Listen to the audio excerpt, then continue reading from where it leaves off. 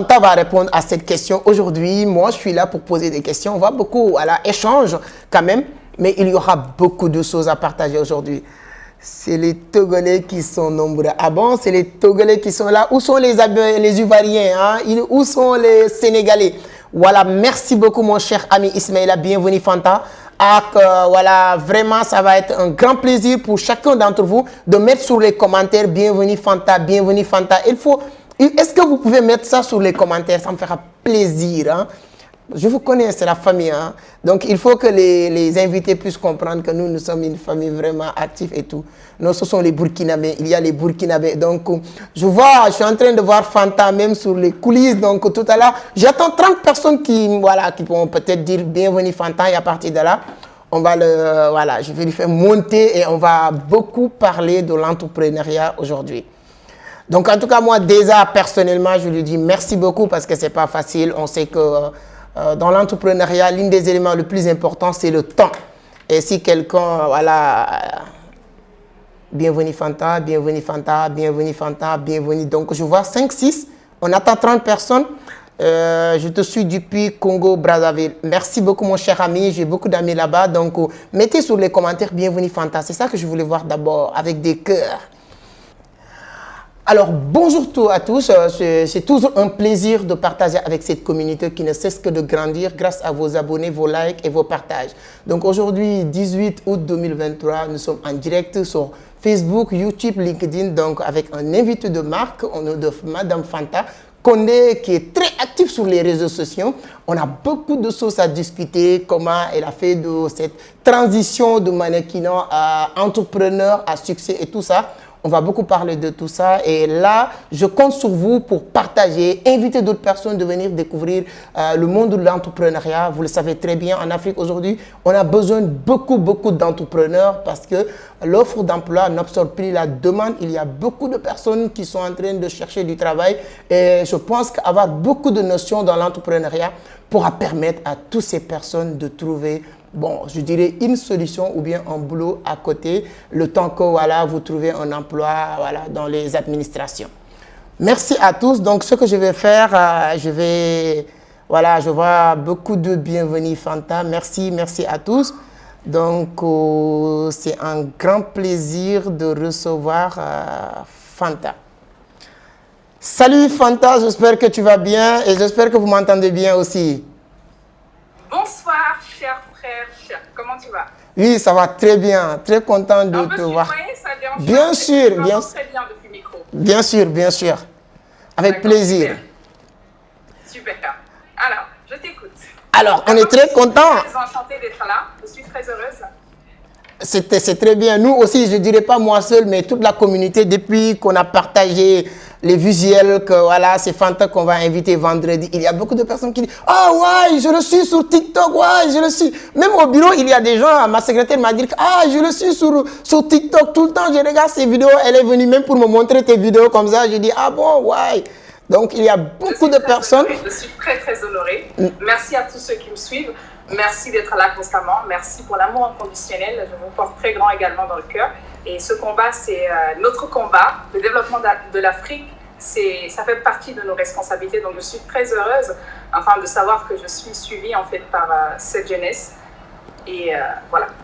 C'est très bien, donc c'est bien, tu as bien commencé. Je vais vous laisser en tout cas vous présenter, prends ton temps, présente-toi, dites-nous qui est Fanta, d'où il vient, peut-être des gens comme moi, il y a beaucoup de personnes qui nous suivent. Bon, c'est du jour au lendemain, avec les réseaux sociaux, on a tombé sur les vidéos de Fanta avec beaucoup d'énergie, beaucoup de motivation et la confiance en soi, la manière de parler, je dis waouh! 3 choses qu'il faut comprendre. Quand j'entends ça, je dis waouh! Donc, je vous laisse prendre ton temps, présente-toi pour que toutes les personnes qui sont là puissent comprendre qui est Fanta d'abord. Alors, Fanta, c'est une jeune dame, d'ailleurs, je tiens d'abord à te remercier pour tes compliments. C'est une jeune dame qui fait son bout de chemin, qui est au-delà du cadre entrepreneurial. Donc, je suis entrepreneur, je suis également chef de projet digital. Et en parallèle, je décide de me lancer dans l'entrepreneuriat, mais plutôt social. Et là, c'est tout simplement l'idée, c'est là que l'idée m'est venue en fait de me lancer sur les réseaux sociaux. Il faut savoir qu'avant, je ne savais même pas du tout comment manipuler TikTok. Et là, j'ai dû apprendre parce que je me suis dit que la meilleure façon d'approcher la jeunesse, c'est d'aller vers cette jeunesse, justement. C'est la raison pour laquelle j'ai décidé d'ouvrir un compte et de parler à cette jeunesse, d'apporter un plus. Et je me dis que je ne serai pas en tout cas, j'ai pas envie de faire partie de ceux qui passent leur temps à blâmer ceux qui manquent en Afrique. C'est simplement la raison pour laquelle je me suis engagée dans ce chemin. Il faut savoir que je ne suis pas une très bonne présentatrice de moi-même. J'ai du mal à parler de moi. Mais voilà à peu près qui je suis. Ah, c'est très, très intéressant. Bon, je vais vous aider. Donc, Fanta, actuellement, tu vis où? Tu es au Sénégal, en Côte d'Ivoire, aux États-Unis. Voilà. Vous êtes basé où? Alors non, j'habite en France. C'est vrai que j'aurais aimé aller... j'aimerais un jour visiter le Sénégal, rencontrer les Sénégalais, pourquoi pas cette jeunesse vaillante et ambitieuse. Mais malheureusement, je n'ai pas eu l'opportunité d'être au Sénégal. Ce sera un grand plaisir. Ça serait certainement pour bien. Vous êtes déjà invité. Vous êtes déjà invité. Les Sénégalais vous aiment bien. Donc, le jour où vous voulez venir au Sénégal, ce sera avec un grand plaisir. Donc, actuellement, vous êtes en France, mais vous défendez vraiment des valeurs africaines et tout ça. On peut savoir, tu es d'origine où? Du Sénégal, Cameroun, Burkina, voilà. Alors, je suis originaire de la Guinée. C'est vrai que je le dis très rarement sur mes réseaux sociaux. Parce qu'en général, quand on me demande qui je suis, ce que je fais, je dis assez souvent que je suis africaine. Pas pour régner mon pays, pour tout simplement dire que pour moi, je considère l'Afrique comme un seul et unique pays, et non un continent, avec différents pays. Donc, c'est la raison pour laquelle, quand on me demande à chaque fois, je dis assez souvent que je suis simplement africaine. Mais aujourd'hui, si c'est nécessaire, je suis guinéenne d'origine. Exactement, qui est à côté du Sénégal. C'est très bien. Moi aussi, je me sens vraiment africaine comme ça. C'est pourquoi le nom de mon entreprise, c'est Vision d'Afrique. Mettez des cœurs pour Fanta, hein. N'oubliez pas, on est là, on est ensemble. Vous aussi, vous pouvez participer, vous pouvez poser des questions. C'est l'occasion aujourd'hui de lui poser beaucoup de questions et on va essayer de répondre à toutes ces questions. Donc, si j'allais nous résumer un peu, 1 minute, 2 minutes, votre parcours. J'ai pu comprendre que tu étais un mannequin et tout ça. Et c'est rare de voir des mannequins qui sont devenus entrepreneurs. C'est très rare. Souvent, moi, personnellement, bon, je fais le constat, surtout au Sénégal. Les ex-mannequins souvent deviennent des animateurs ou animatrices de télé. Bon, ça, je le vois souvent. Mais devenir entrepreneur, s'imposer comme tu l'es en train de faire, vraiment, je pense que c'est une mission pour toutes les autres jeunes filles qui sont sur d'autres chemins de comprendre qu'on peut toujours devenir un bon entrepreneur. Absolument. Il faut savoir, mon frère cher, que moi j'ai une philosophie de vie, c'est que nous pourrons être n'importe qui, nous pourrons devenir n'importe quoi, à condition que nous nous donnons l'opportunité de devenir cette chose. Je me suis tout simplement donné l'opportunité de devenir qui je suis. Il faut savoir qu'au début, j'ai été mannequin. Depuis mes 14 ans, j'ai toujours été mannequin. J'ai une fois raconté cette histoire sur ma chaîne YouTube Talk by Fanta. J'ai été repérée par des chasseuses de tête. Des chasseuses de tête, c'est des personnes qui te repèrent avec un profil de mannequin. Ils savent déjà. Du coup, ils se disent, vu que tu as un profil de mannequin, on aimerait que tu intègres notre agence afin de vendre en fait nos produits, de collaborer avec nos clients. Et là, j'ai été repérée à l'âge de 14 ans, donc du coup, j'ai fait mon chemin, sachant que j'étais étudiante. Beaucoup de personnes ne le savent pas, je n'ai pas abandonné mes études pour être mannequin, non. J'ai toujours continué, j'ai fait tout en parallèle. C'est-à-dire que j'allais à l'école et en parallèle, je faisais le mannequinat. Et à un moment donné, les études ont pris là-dessus. J'ai dû stopper le mannequinat pour diverses raisons. La première raison, c'était les études, parce qu'il fallait que je me concentre à la fac. Et la deuxième raison, c'était que j'ai souvent dit que dans le mannequinat, pour ceux qui ne savent pas, nous sommes plus ou moins traités comme des produits. Et c'est vraiment le côté qui ne me plaisait pas moi. Je ne vais pas cracher dans la soupe. Bien évidemment que c'est un métier bien payé pour ceux qui sont en France. Moi, j'ai eu la chance en fait d'être recrutée dans les plus grandes agences du monde. Mais malheureusement, je me rends compte qu'on était plus ou moins traités comme des produits. Ce qui fait que moi, ça ne collait pas du tout avec ma vision. Et là, j'ai dû faire un choix. Je me suis dit, il faudrait que tu choisisses qui tu veux devenir. Je me suis tout simplement imposée. A priori, je me suis imposé en fait une sorte de dilemme.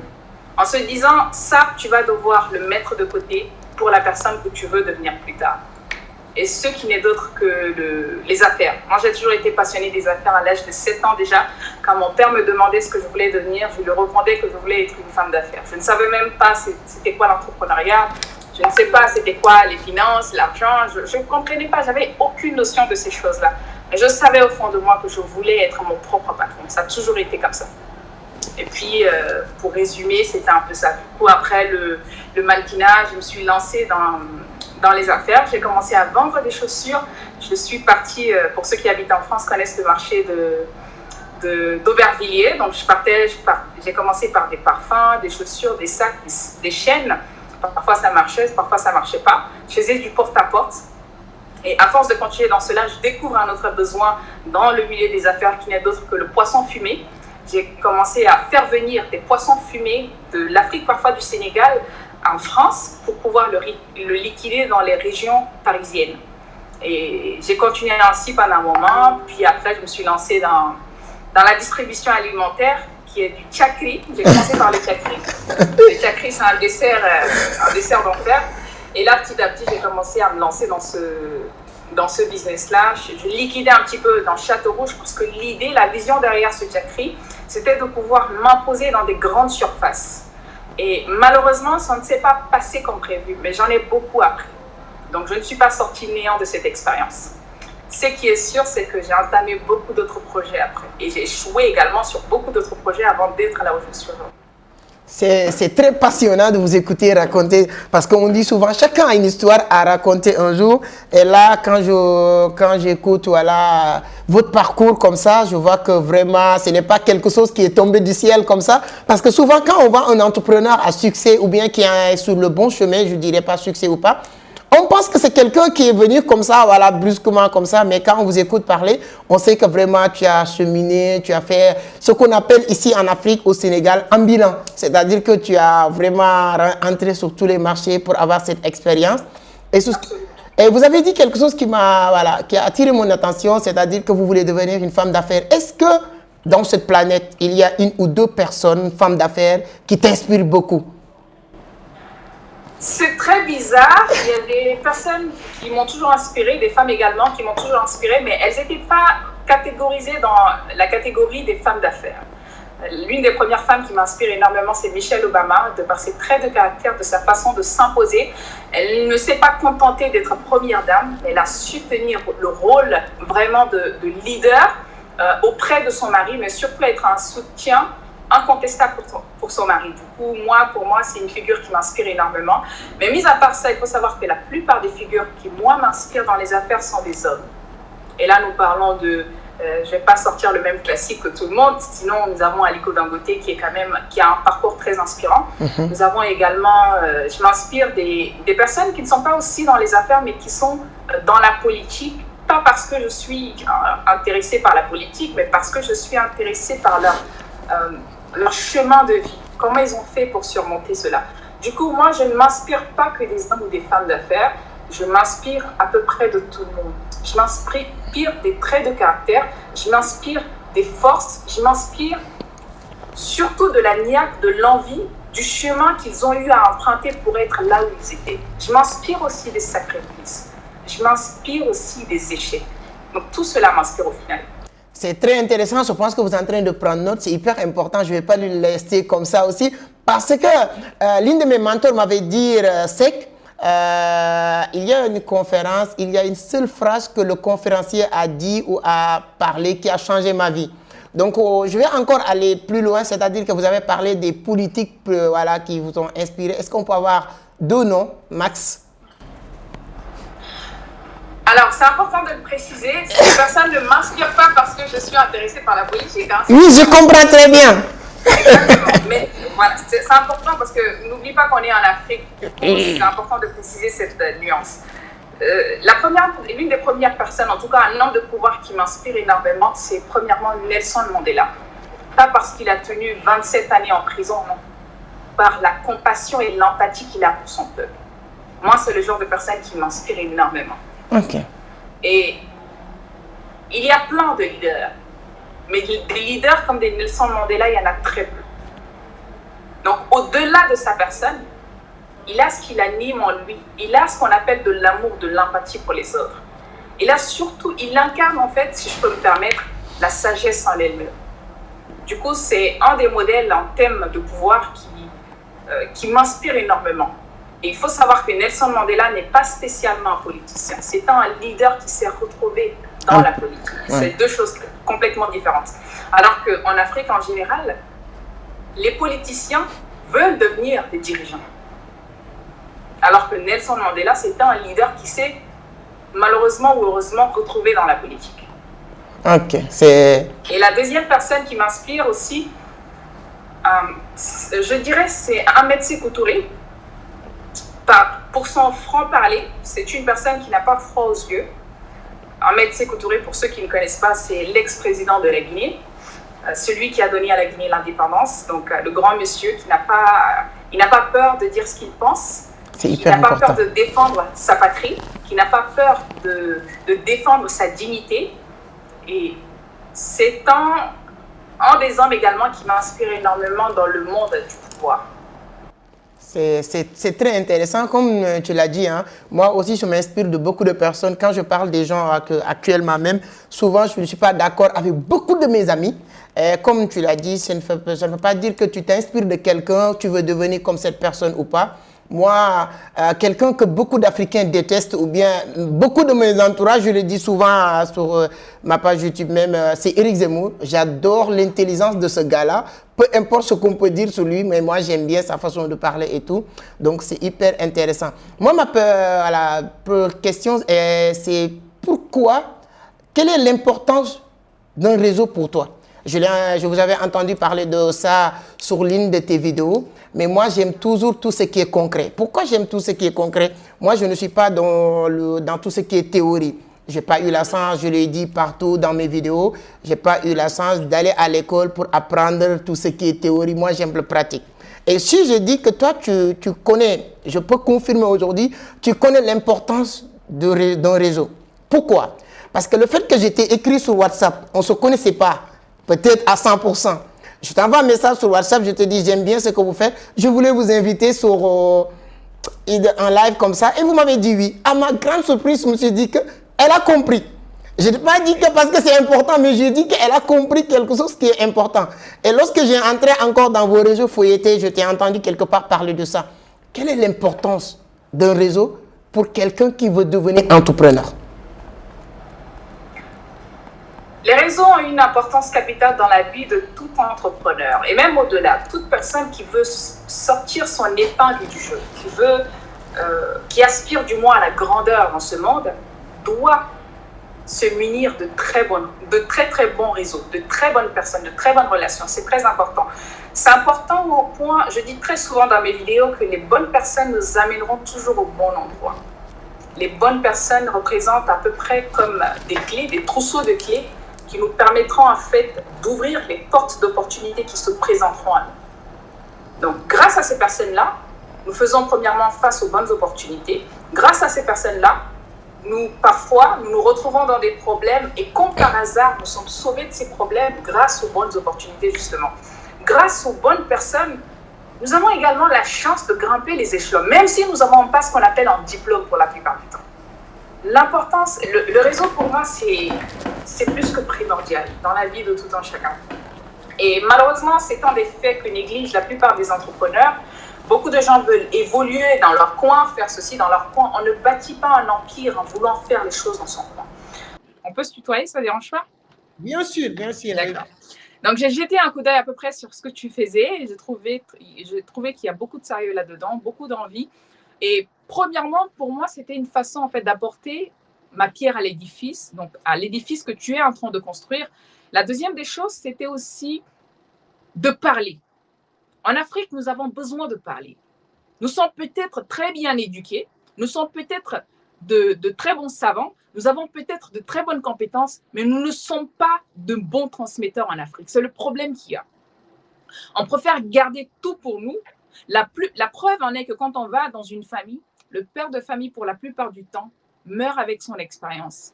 Il meurt avec son savoir-faire, sa connaissance, ses compétences. Pourquoi ne transmet-il pas à ses enfants? Parce que nous sommes tout simplement de très mauvais transmetteurs. Et moi, je prends l'initiative, depuis le jour où j'ai commencé à faire des vidéos, de transmettre le plus que possible, de parler le plus que possible, d'enseigner le plus que possible, d'apporter un vrai plus. Oui, j'entends beaucoup de personnes dire qu'on ne peut pas changer l'Afrique en parlant, Mais sachez que tout commence déjà par la parole. La vie et la mort dépendent des mots que nous disons. La réussite ou l'échec dépend des mots qui sortent de notre bouche. Pour ceux qui ne savent pas, la parole a une puissance directe sur nos subconscients, sur le cerveau, sur notre façon de réfléchir, sur notre façon d'agir. Parce que si, effectivement, notre parole a justement un effet sur notre façon de penser, il y aura naturellement, en fait, les conséquences également sur notre façon d'agir. Donc, il est très important de comprendre pour les Africains qu'il faudrait partager, qu'il faudrait parler, mais tout ça n'est pas possible sans un réseau. Donc, un réseau nous permet aussi de grandir.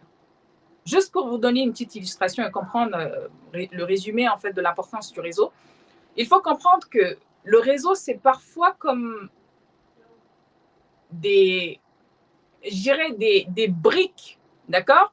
Voyez les réseaux, visualisez les réseaux comme des briques que vous posez l'un après l'autre, l'une après l'autre. Derrière chaque brique, vous essayez de mettre une autre brique. Et il faut savoir que ces personnes que vous rencontrez quotidiennement, ces personnes avec qui vous parlez, vous échangez, ont le pouvoir de poser des briques de telle sorte que vous atteignez le ciel. Donc, c'est super important de s'entourer de bonnes personnes pour être au bon endroit. Et malheureusement, nous sous-estimons beaucoup cela en Afrique. Nous sommes très individualistes. C'est la raison pour laquelle, d'ailleurs, les Juifs nous dépassent de très loin parce que nous ne faisons pas du tout attention à ces choses-là. Voilà. C'est très intéressant. Je pense que ceux qui sont en train de suivre comprennent maintenant l'importance d'un réseau.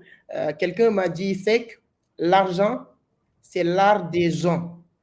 Quelqu'un m'a dit, c'est que l'argent, c'est l'art des gens. Pour avoir l'art des gens, il faut avoir les gens. C'est-à-dire que si tu as les gens, tu auras l'argent.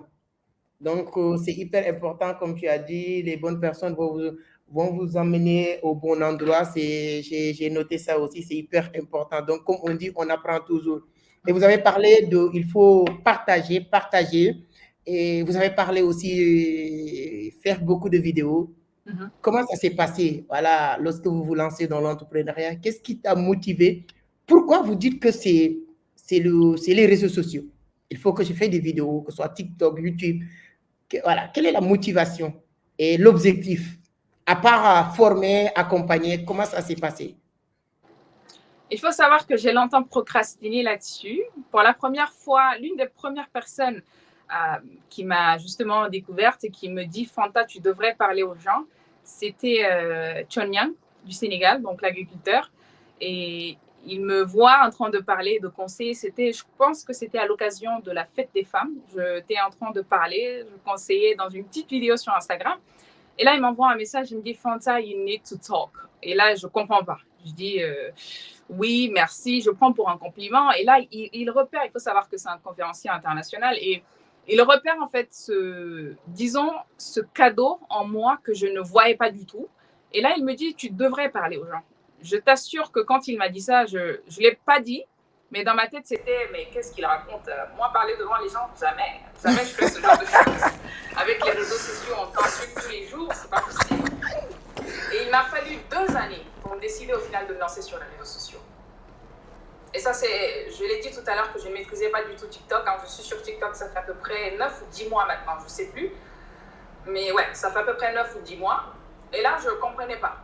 Je me lance là-dessus et grâce aux proches justement que j'ai, qui m'ont poussé aussi à m'y lancer et dit, tu as quelque chose à dire, tu sais donner des conseils. Avant cela, il faut savoir que dans mon entourage, j'ai cette facilité également à transmettre des messages, que même ce soit dans des vies de couple, hein, pourtant je n'ai pas spécialement 1 million d'expérience là-dedans, mais d'après mes proches, j'ai toujours les bons mots pour les bonnes personnes, les bons mots au bon moment en fait. D'accord ? C'est super. Et là, lui, il me dit ça.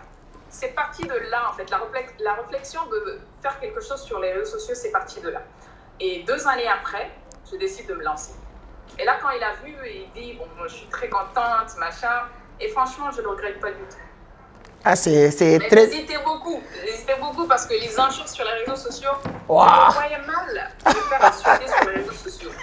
Et honnêtement, depuis que j'y suis, en tout cas, la plupart des personnes qui me suivent me voient. Je vois une communauté très, très respectueuse. j'étais agréablement très, très surprise. C'est très intéressant et tu es très reconnaissant aussi ou reconnaissante. Donc, je vois sur tes différents, que ce soit Facebook ou LinkedIn, vous avez mis avec la photo de Tchonia. Donc, je viens de comprendre la raison.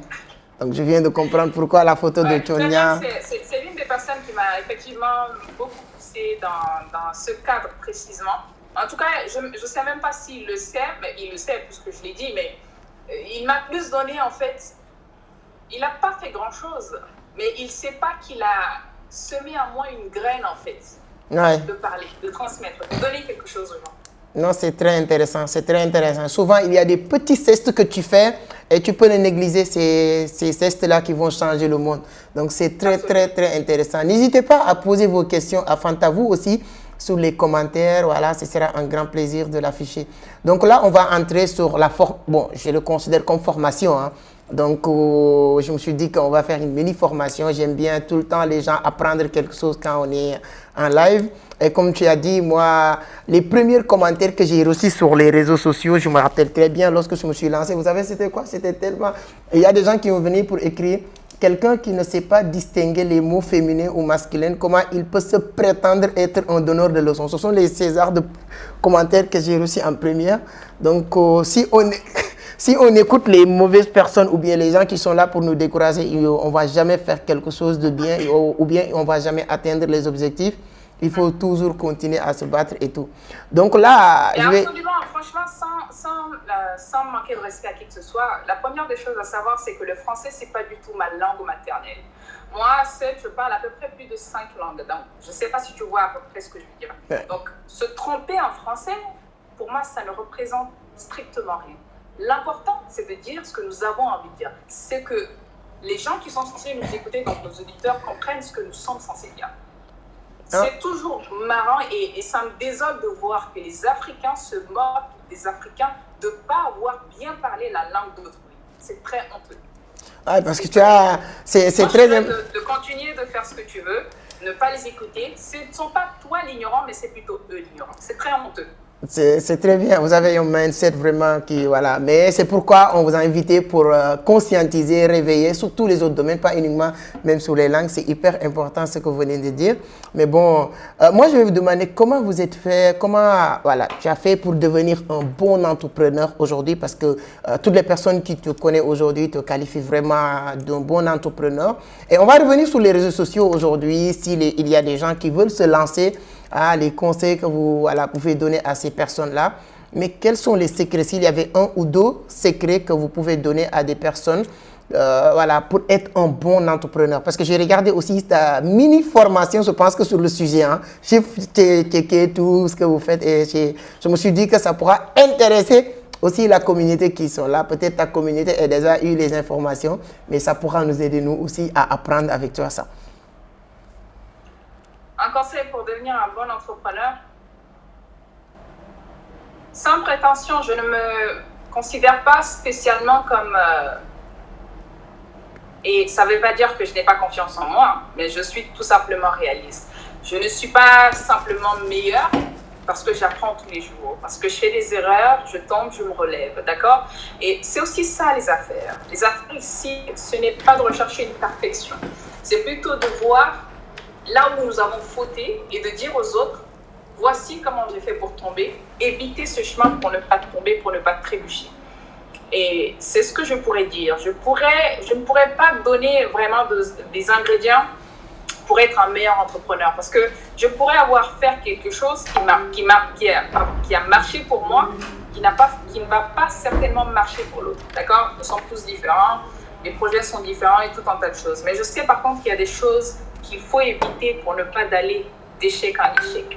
L'une des premières choses, c'est ne pas avoir d'objectif. Quand on est un entrepreneur, je sais que c'est très classique et ça fait très cliché, mais c'est important de le préciser.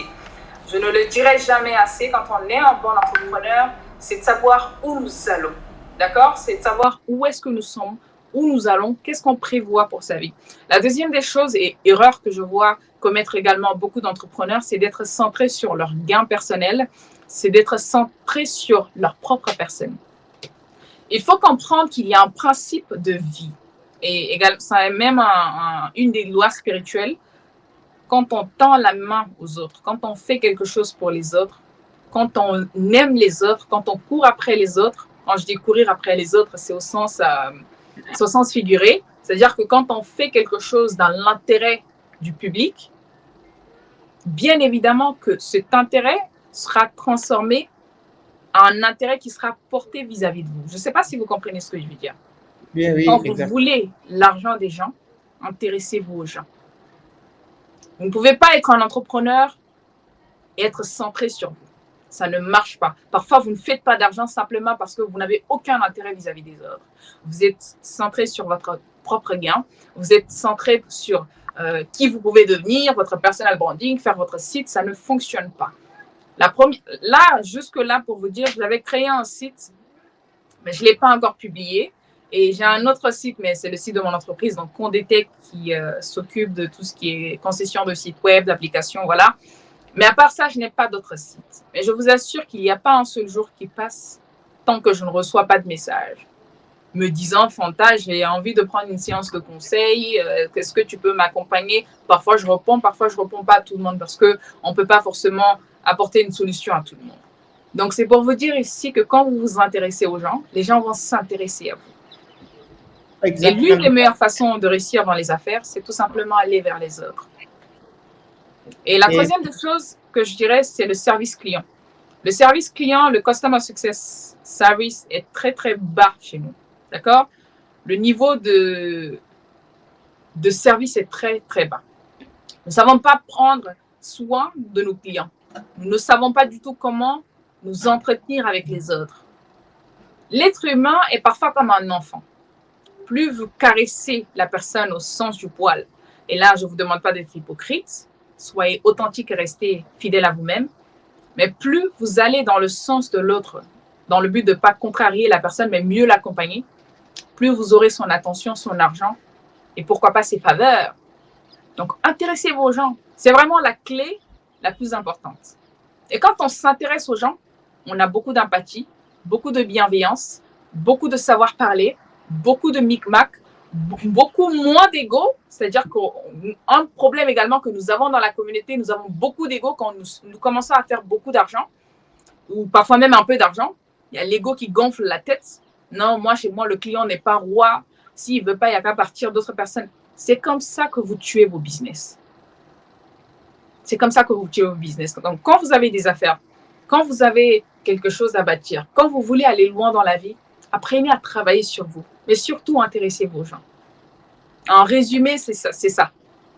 C'est très intéressant. Je pense que c'est très clair. Hein? On ne peut pas dire aussi plus que ça. Alors, vous avez tout résumé. Ça revient sur ce que je disais tout à l'heure. L'argent, c'est l'art des gens. Et vous allez, voilà, c'est hyper intéressant. Et comme vous l'avez dit, surtout les services clientèle, il y a des gens, lorsqu'ils sont, voilà, une fois recevoir l'argent, c'est fini pour eux. Donc, et c'est à partir de là que le travail doit commencer. C'est très intéressant. Il y a une chose, on parle d'entrepreneuriat féminin et tout ça partout. Et moi, quand je regarde les statistiques et toutes les personnes que je connais, qui sont sur les réseaux, souvent mes amis qui sont 200 000, 100 000, 50 000 abonnés, que ce soit sur YouTube, quand tu rentres sur Google, YouTube Studio, vous regardez les statistiques, toujours il y a 1% ou 2% de femmes. Et la preuve, lorsque je t'ai demandé est-ce qu'il y a des femmes qui t'inspirent, certes, il y a comme Michelle Obama, mais il y a plus d'hommes. Aujourd'hui, je pense que le rôle de Fanta aujourd'hui, tu le sais ou pas, c'est de devenir, je ne dirais pas une motivation qui va être les femmes de comprendre qu'eux aussi, ils sont leur place dans l'entrepreneuriat. Parce qu'on ne peut pas continuer à être des femmes au foyer. La pauvreté de l'Afrique, certes, on parle des présidents, on parle des gouvernements, mais les responsabilités sont partagées. Il y a sur tous les niveaux. Même une famille, vous êtes en France, mais vous connaissez peut-être très bien l'Afrique. Tu sais qu'en Afrique, tu pars sur 90% des familles, il n'y a qu'une seule personne qui prend en charge 10, 15, 20, 30 personnes. Ce n'est pas normal. Et aujourd'hui, moi, c'est vraiment un plaisir quand je vois à chaque fois ce qui me motive le plus, c'est ça. À chaque fois que je vois une femme qui fait des choses que les gens sont en train de faire, je me suis dit, waouh, Ce n'est pas pour elle, mais pour dire les autres, vous avez votre place aussi. Donc, si vous, voilà, vous devez résumer ça à l'entrepreneuriat féminin et donner un message à toutes les femmes qui sont en train de nous regarder aujourd'hui sur l'entrepreneuriat et le numérique. Qu'est-ce que vous allez leur dire? Je leur dirais tout simplement de se lancer. Vous savez, je ne vais pas forcément aller dans le sens de ce qui est normal. Hein. J'aime bien parfois sortir du cadre, un peu débordé, mais ça ne fait pas de mal. Le but, en fait, c'est tout simplement d'initier une prise de conscience, d'accord? Au jour d'aujourd'hui, encore une fois, je ne suis pas en train de donner des leçons. Mais si je peux me permettre de donner un conseil, c'est que les jeunes filles soient de plus en plus focus. Être moins concentrées sur les hommes, être moins concentré sur les histoires de copains, copinage. Je dis très souvent qu'un homme qui est là pour du sérieux, ça se voit toujours. Ça se voit tout de suite. Dès les 6 premiers mois, il sait où t'amener. Il sait ce qu'il veut avec toi. Il sait où partir avec toi. Après, libre à toi d'accepter ou de ne pas accepter. Et je donne encore ma vision des choses. Mais pour moi, passer du Jack, de Mamadou, de Fasciné, de ceci, de cela, jusqu'à X, Y, Z, ça crée ce qu'on appelle parfois beaucoup de dommages, en fait, dans notre concentration. Et ce qui fait que parfois nous sommes même perdus. Nous ne savons pas du tout ce que nous voulons dans la vie. Nous ne savons pas à quoi nous nous attendons. Nous ne savons pas du tout. Et le but ultime ici devient le mariage. Encore une fois, je suis très attachée à l'Afrique et à la culture africaine. Je pense que le mariage, c'est l'une des choses très nobles qu'il faut justement faire. Mais je pense qu'on doit prendre les choses dans leur contexte. L'histoire d'hommes, surtout pour les jeunes femmes, je ne dirais pas d'arrêter parce que quand on demande aux gens de s'abstenir, ils vont nous insulter sur tous les toits. Mais je dirais tout simplement de garder le focus sur quelque chose qui va les amener beaucoup plus loin que ces histoires de copains, de copinage. Encore une fois, je ne suis pas là pour vous dire de ne pas avoir des copains, mais je suis tout simplement en train de dire que ça pourrait être source de distraction pour la plupart des jeunes filles que nous voyons aujourd'hui. La preuve en est que je reçois pas mal dans mon inbox, quand ils m'envoient des messages, Fanta, j'ai envie d'être comme toi, j'ai envie de m'exprimer comme toi, j'ai envie de faire comme toi, j'ai envie d'être la femme que tu es. Parfois, moi-même, je suis là devant les messages, je dis, moi, comment ça, j'ai pas compris. Mais on sent que ces filles-là ont envie de faire quelque chose. C'est pas un manque de volonté, c'est pas du tout ça. Mais c'est tout simplement qu'elles ont perdu en termes de... Elles sont très perdues en termes de repères. Et là, je vous parle de la source du problème. C'est parfois beaucoup de distractions. La deuxième des choses, c'est des amitiés toxiques. D'être très focus. Parfois, ces amis, comme tout à l'heure, on parlait des réseaux, des relations, c'est très important de savoir choisir ses amis, ses relations. Parce que ces personnes-là nous amèneront là où nous sommes censés aller, tout simplement. Donc, pour les femmes, l'idéal ici, surtout les jeunes femmes, là, je ne parle pas du tout des plus âgées, parce que quand c'est gâté, c'est déjà gâté, on ne peut plus réparer. Mais les jeunes femmes qui nous regardent, c'est de se dire, je vais me concentrer, par exemple, dans les 5 prochaines années à venir, sur mes études. Alors, je ne suis pas forcément une adepte de ceux qui pensent que oui, l'école, aller à l'école, nous allons réussir. Je pense tout simplement que c'est des... si je peux me permettre, excusez-moi du terme, c'est des conneries, tout ça, d'accord? Quand on veut réussir dans la vie, on va réussir avec ou sans école. Bien évidemment que le diplôme donne certaines opportunités, il nous ouvre certaines portes, mais ça ne fait pas absolument tout. La preuve est que la plupart des grands abrutis qui existent en ce moment sont des personnes diplômées. La plupart des pauvres également qui existent sont des personnes diplômées. Depuis là, en Afrique, beaucoup de personnes contiennent des diplômes et ne vont nulle part. Ouais, ceux qui ont très peu de diplômes, voire pas du tout d'éducation scolaire, c'est eux qui arrivent à multiplier 1 par 2. Vous voyez ce que je veux dire? Donc, c'est de se centrer sur l'éducation. Et là, je ne parle pas spécialement de l'éducation scolaire. Vous pouvez avoir une bonne base à l'école, ça vous permettra d'apprendre à lire, à écrire, à compter. Mais centrez-vous sur ce que vous voulez. C'est de se demander qu'est-ce que je veux pour ma vie. Et prendre une feuille et un stylo, définir ce que vous voulez. Si vous voulez, par exemple, faire de la coiffure et impacter dans ce domaine-là, il n'y a pas de petit métier, en fait. Il n'y a pas de petites choses. Si vous voulez devenir quelque chose, moi, je dis très souvent que même si mon enfant, un jour, j'ai un enfant qui me demande, qui me dit, maman, j'ai envie d'être coiffeuse, ou maman, j'ai envie d'être mécanicien. Un jour, un de mes fils me demande qu'il a envie de devenir mécanicien. Je te dirai avec plaisir, mais rassure-toi que tu sois le meilleur mécanicien qui existe dans ton pays, si pas dans ton continent. Ouais. Donc, il n'y a pas de petit métier. Si vous voulez être coiffeuse, vous pouvez être coiffeuse. Si vous voulez être mécanicienne, c'est possible. Mais rassurez-vous de marquer votre génération, de marquer votre temps. Pourquoi pas de marquer votre siècle? Donc, tout est une question de perception au final. Moi, je dirais que votre avenir a plus de valeur que toutes ces distractions. Les boîtes de nuit seront toujours là. Les hommes seront toujours là. Le sexe sera toujours là. Tout sera toujours là. Et par contre, votre avenir, mais non, ça s'en va à un moment donné. Votre beauté, ça fane à un moment donné. La raison pour laquelle j'ai lâché le mannequinat, pour ce qui me fait souffrir, pour ce pourquoi je me bats encore, pour multiplier le 1 par 2, c'est parce que je sais que la beauté n'est pas du tout infinie. Elle fane avec le temps. Et je vous assure qu'il y a des belles femmes. Je me permets de vanter ma grand-mère, c'était une femme, elle était petite, c'était une femme extrêmement belle. Très, très belle. Et pourtant, j'ai oublié de la citer, mais c'est également une de mes références aussi, parce que c'était une femme d'affaires hors pair, qui a commencé très petit, qui s'est bâtie, et j'aurai l'opportunité certainement de raconter son histoire dans une de mes vidéos. Mais voilà, malgré sa beauté, elle ne s'est pas forcément donner de faux espoirs en se disant que telle personne allait me sortir de ma pauvreté, telle personne allait me soutenir dans sa non. Elle s'est arrêtée pour soi-même. Elle partait au Congo, au Nigeria, un peu partout dans le pays d'Afrique. Elle prenait des marchandises et distribuait entre pays également. C'était son business. Donc, pour vous dire que la beauté, c'est un temps. Michelle Obama, ce n'est pas spécialement la femme la plus jolie, mais c'est la femme africaine la plus respectée, la plus influente. Et pourquoi cela? Simplement parce qu'elle a su marquer sa génération.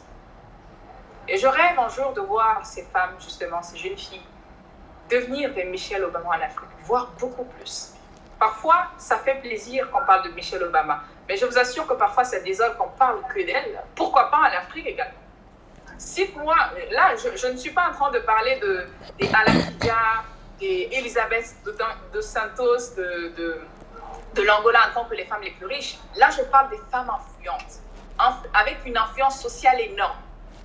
Au-delà d'être président, mais avec une influence sociale énorme qui a su s'imposer dans une décennie, en fait. Qui sont ces personnes-là en Afrique? Moi, personnellement, j'en connais pas beaucoup. Je sais qu'il y a des personnes influentes, il y a des femmes influentes, mais c'est très minime. Exactement. C'est très minime.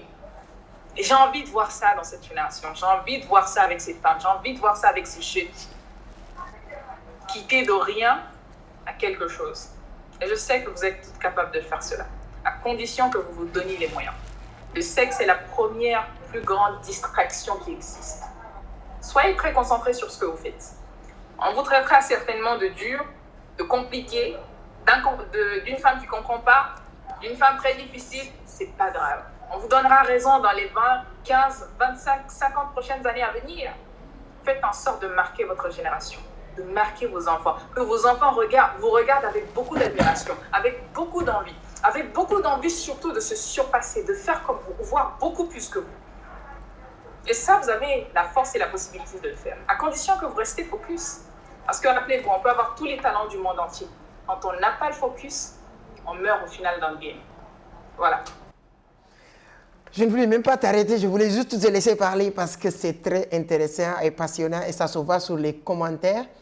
Il y a quelqu'un qui m'avait dit, c'est que parler, c'est déshabiller. Quand vous parlez, vous vous déshabillez. Ça permet, oui, les gens de te connaître, mais quand vous parlez. C'est important d'avoir la capacité d'écoute.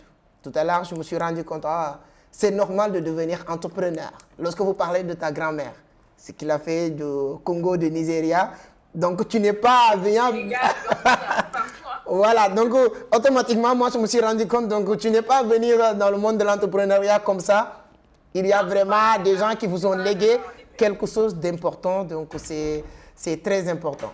Et moi, il y a une seule chose, tout ce que vous venez de dire, tu fais partie des gens qui vont le concrétiser et permettre que ça soit une réalité. La seule chose, c'est de continuer ce que vous êtes en train de faire. Et moi, je ne me permettais pas de dire de faire ou de ne pas faire, mais votre parcours peut contribuer énormément sur ça. Quand je parle de votre parcours, être mannequin et laisser ça venir dans l'entrepreneuriat, c'est-à-dire que c'est comme si on t'a donné le gâteau et tu dis que non, moi je ne veux pas de gâteau, je vais aller voir ce qui est du piment ou quelque chose comme ça. C'est quand tu regardes, parce qu'on connaît, on est en Afrique et dans le monde, on regarde, on sait les métiers. Bon, je ne vais pas dire métier facile pour ceux qui sont dans ce milieu-là, pensent que je suis en train de dénigrer, mais on sait. Donc, quand vous avez dit quelque chose d'important, la beauté n'est pas quelque chose d'infini, mais ça, il faut avoir une intelligence vraiment approfondie pour le comprendre. Parce qu'on dit quand on est dans ces vingtaines, trentaines, on ne voit que ce qui est devant nous. Et là, vous pouvez être des personnes qui disent que je suis belle, je suis mannequin, je bouffe l'argent et l'avenir, je m'en fous. Et là, quand vous commencez à parler de ça, des gens qui pensaient que c'est fini pour eux, je pense que ça pourra leur intéresser. Si vous regardez, vous avez mentionné tout à l'heure Tchonyan, à travers uniquement son parcours, il a réussi à motiver des millions de personnes. Uniquement son parcours. Lui, moi je le suis. Je suis un fan de Tchonyan, je ne le dis pas, mais je suis un fan. Je lis son premier livre, Mémoire de notre éternel optimiste, depuis 2019. Et dans ce livre, il a fait que raconter son histoire. Sa mère, Kaolack, Dakar, États-Unis et tout. Mais quand tu as eu la chance d'avoir certains parcours, et le parcours peut être, ça ne veut pas dire que c'est difficile. Souvent, les gens pensent que tant que tu n'es pas un banlieusard comme 50 Cent, tu n'as pas un parcours à raconter. Mais ton histoire, c'est-à-dire que tu peux, en tout cas, aider beaucoup de personnes à comprendre que c'est possible de changer, c'est possible de quitter point A et venir point B. C'est possible aussi de penser que ce que tu es en train de faire, si vous laissez, il y a des gens aussi qui sont des mannequins ou bien qui sont sur d'autres business, même employés. Ils veulent se lancer dans l'entrepreneuriat, mais ils pensent. Est-ce que ça vous est arrivé même? En pensant que si j'arrête le mannequinat et je se lance dans l'entrepreneuriat, est-ce que ça va marcher? Et là, j'ai arrêté ce qui marche aujourd'hui et rentré sur quelque chose que je ne sais pas est-ce que ça va marcher ou pas. Est-ce que ça vous est arrivé de penser à ça? Absolument, absolument, absolument. C'était d'ailleurs le plus grand dilemme que j'avais parce que je me suis dit, avant, moi j'ai aucun problème, je suis pas du tout, l'argent n'est pas tabou chez moi. Mais je me rends compte que dans la communauté francophone africaine, c'est très tabou de parler d'argent. Et quand on parle d'argent d'une certaine façon, ça risque de se retomber contre nous. Mais il faut comprendre que je gagnais bien ma vie en tant que mannequin. Je gagnais ma vie au point où je gagnais de l'argent après des séances. Je ne savais pas quoi en faire. Je donne une partie à ma mère. J'appelle des amis au restaurant, des amis que je ne vois même plus aujourd'hui. Des amis que j'appelle au restaurant. J'achète pour chaque personne le restaurant aux fourquettes. Il faut savoir que moi, je ne suis pas forcément fanatique des marques, des chaussures, des sacs de marque. Bon, j'aime m'habiller, j'aime l'élégance, j'aime les vêtements, mais je ne dis pas qu'il me faut absolument des vêtements de marque pour m'habiller. En rien, moi, je peux m'habiller, en fait. Je peux aller au marché, m'habiller, mais j'aime l'élégance, quoi, mais je ne mise pas sur le prix, forcément. Mais mon truc, c'était l'alimentation. Ah, j'aimais manger. Même jusque-là, j'aime la bonne bouffe. Quand c'est bien fait, j'adore ça. Et du coup, ce que je faisais, c'était de prendre mes amis quand j'étais bien payée, après avoir donné justement une partie à ma mère, c'est parti. Tous les restaurants de Paris sur les Champs-Élysées, j'en prenais une bonne partie, quoi. Et avec le temps, je me suis rendu compte que cette vie ne pourrait pas continuer ainsi. Et le jour où j'ai pris justement l'initiative de quitter, en fait, je n'ai pas pris d'un coup, j'ai commencé à cogiter dans ma tête.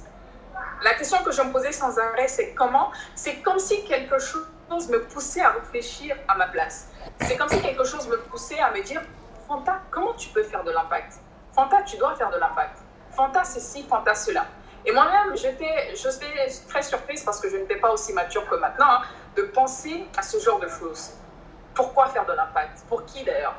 En quoi c'est intéressant de faire de l'impact?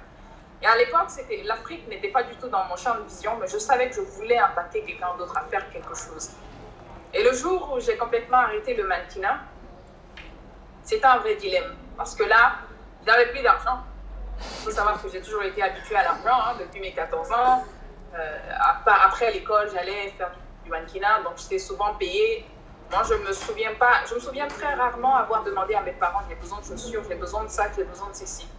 Parce que je me l'offrais, j'ai la chance en fait de me l'offrir tout simplement. Et là, j'étais à un dilemme où je ne pouvais pas m'offrir toutes ces choses-là. Au point où un jour, je demande à ma mère, t'as pas d'argent pour recharger mon téléphone? Là, je me suis dit, c'est grave, Fantas. Je peux pas continuer comme ça. Et ce que j'ai fait, c'est d'aller à Aubervilliers, d'acheter des sacs. Ce jour-là, je me rappelle, j'avais à peu près 70 €, un truc du genre. Et j'ai pris 70 €, je suis partie acheter des chaînes, des sacs, des chaussures. Je suis venue, je pense que ça fait 2 mois dans mes mains, je n'ai pas pu liquider parce que je n'avais pas de clients. Mais j'ai commencé à faire du porte-à-porte. Je tapais cette porte. Parfois, il y avait même un monsieur qui était un arabe. Là, il me dit, mademoiselle, je vous ai dit à plusieurs reprises que ma femme, elle n'en a pas besoin. Qu'est-ce que tu insistes? Mais dégage d'ici. Il me claque la porte comme ça au visage. Et c'était une expérience très drôle, mais en même temps très douloureuse parce que ce jour-là, j'ai pas du tout rigolé, crois-moi. J'ai même pleuré, je me suis dit, mais qu'est-ce qui m'a mis à faire ceci? Et j'avais une proche également, une personne proche qui me dit, l'erreur de ta vie, comment tu peux laisser le mannequinat où tu gagnais bien ta vie, le mannequinat où la plupart des filles rêvent de devenir comme toi pour devenir. On dirait, toi, tu vois le monde à l'envers, les autres vont de succès en succès, toi, tu vas d'échec en échec. Et ce jour-là, elle a dit, dans la blague, mais j'ai été très heurtée par cela. Et mis à part ça également, j'ai l'histoire également d'une proche qui se permet de dire que je n'aime pas trop raconter ma vie privée, voilà. Mais cette personne, en fait, me dit, comment c'est possible que tu sortes avec quelqu'un que je fréquentais à l'époque si ton temps, c'est de passer ton temps, en fait, à marcher sur les podiums, pendant que lui, il est dans le bureau en train de faire son travail, faire son argent, faire ses affaires, toi, tu passes ton temps à marcher sur les podiums, mais de façon très condescendante. Ça, c'est les 3 événements qui m'ont énormément marqué. Et moi, je suis une personne, j'adore le défi. On ne me rabaisse pas pour une quelconque raison. Tu me lances un défi, tu me trouves sur ton chemin. Et là, je me suis dit, non, je ne peux pas continuer ainsi. Je ne sais pas ce qui va se passer, mais il faudrait que je me relève, mais de la meilleure façon également. Et puis voilà. En tout cas, c'est très, très intéressant. En tout cas, je pense que ceux qui sont là, ils sont en train de noter. Parce qu'on dit souvent, quand on écoute, il faut voilà, bien écouter et comprendre. Écouter, c'est bien, mais écouter et comprendre, c'est mieux. Lire, c'est bien, mais lire, comprendre ce que tu as lu est encore mieux. Et là, je pense qu'il y a des bonnes informations et quand on vous entend parler, on sait très bien que voilà, tu es passionné de ce que vous faites, de partager comme vous l'avez dit. J'adore les gens qui aiment partager parce que, comme disait Idriss Aberkam, la seule chose qu'on peut partager et le multiplier en même temps, c'est la connaissance. Donc, plus que vous partagez, plus que aussi vous grandissez. Et en tout cas, nous, on vous félicite de ce que vous faites. On est très fiers, moi personnellement. À chaque fois que je vois des gens qui font ce que vous êtes en train de faire sur les réseaux et tout, moi, voilà, je me sens vraiment fier de la personne et de montrer les gens, de partager, de regarder ce qu'elle est en train de faire pour leur dire aussi que vous aussi, vous pouvez tenter. Voilà, je ne vous dirai pas que si vous lancez aujourd'hui, ça va marcher comme elle aujourd'hui, mais au moins aussi, vous pouvez tenter, vous n'avez rien à perdre. C'est hyper important. J'ai regardé l'une de tes vidéos et c'est quelque chose que j'ai remarqué. On dit souvent, ça c'est des statistiques ANSD au Sénégal. On dit que 84 à 85% des entreprises créées au bout de 5, voilà, tous les entreprises créées, en tout cas, au bout de 5 ans, les 85 meurent. Et j'ai regardé l'une de vos vidéos, je pense que vous avez parlé pourquoi les entreprises africaines meurent, voilà, rapidement et tout. Je n'avais pas très bien compris, je me suis dit que ça fait l'occasion, peut-être cette statistique de ANSD du Sénégal, je pouvais avoir la réponse avec Fanta. Selon vous, pourquoi beaucoup de business, et commençant par mes amis, en 2016, on était 3. Moi et un ami qui s'appelle Cher et un autre ami que je ne vais pas, voilà. En tout cas, on avait créé, nous tous, comme ça, l'euphorie de l'entrepreneuriat. Moi, j'ai créé Vision d'Afrique. L'autre a créé ce qu'on appelle Tyler Door. C'est une entreprise de mode et tout ça. Aujourd'hui même, il est, voilà, lui aussi, vraiment, son entreprise grandit. Il y a une dizaine, vingtaine de personnes qui travaillent. Mais il y a d'autres personnes aussi qui ont lancé leur business. Mais je peux vous dire, si on était 10, les 8, ces entreprises sont mortes avant même voilà, avant 5 ans même. Donc, et lorsque j'ai regardé votre vidéo, j'ai compris vraiment, je me suis dit que pourquoi selon vous, et les gens qui sont en train de nous suivre peut-être, ils vont vraiment aimer savoir qu'est-ce qu'il faut éviter pour ne pas tomber aussi sur ces pièges-là. Je disais en fait qu'un business, c'est plus ou moins comme un enfant, d'accord? Pour qu'un business marche, il faudrait compter entre, je dirais, de 7 à 11 ans. D'accord? Mais il faut 3 premières années. En général, les business qui meurent, si vous regardez, ces business ne vont pas jusqu'à 5 ans. C'est très rare. Les business qui meurent en général, c'est des business qui ne franchissent pas les barres de 3 ans. Pour la plupart, des 2 ou 3 ans. Et au début, ils font de l'argent. Ensuite, la réalité les rattrape. Ensuite, ils essayent de soulever la tête et puis ça chute. La première des choses, c'est le manque de patience que moi, j'observe en tout cas chez la plupart des entrepreneurs, d'accord? Et la seconde des choses également, c'est que quand ton business ne marche pas, quand quelque chose ne va pas, il faut se remettre en question. Et c'est cette capacité justement que certains entrepreneurs n'ont pas de se remettre en question qui font en sorte qu'ils vont souvent en faillite. Si par exemple tu te lances sur les réseaux sociaux, tu vois que tu ne gagnes pas de vues, tu vois que les gens ne sont pas intéressés par ton contenu, il y a 2 choses. La première des choses, soit ton contenu il n'est pas intéressant, soit il est intéressant mais tu ne sais pas du tout les outils qu'il faut utiliser pour rendre ton contenu justement attractif. Et le problème, je donne l'illustration en fait des réseaux sociaux parce que c'est plus simple. Le problème avec les entrepreneurs, c'est qu'ils ne se remettent pas en question. Ils ne se demandent pas s'ils sont le problème. Je vous assure que ne cherchez pas de bouc émissaire. Quand tu es un CEO, un entrepreneur, que ton entreprise va en faillite, ne cherche pas de bouc émissaire. Tu es l'unique responsable en fait de cette faillite. D'accord? Il faut se dire la vérité. Et il faut se demander si nous n'avons pas bien fait certaines choses. Est-ce que nous avons les capacités requises pour gérer cette entreprise? Est-ce que nous avons les compétences managériales? Est-ce que nous avons les compétences physiques, intellectuelles? Est-ce que vous avez les compétences dans tous les sens du terme pour pouvoir guider en fait cette entreprise à bon terme? Il faut également comprendre que la dernière fois, je vous ai fait une vidéo où je parlais justement de mon parcours, mais je n'ai pas spécialement tout mis.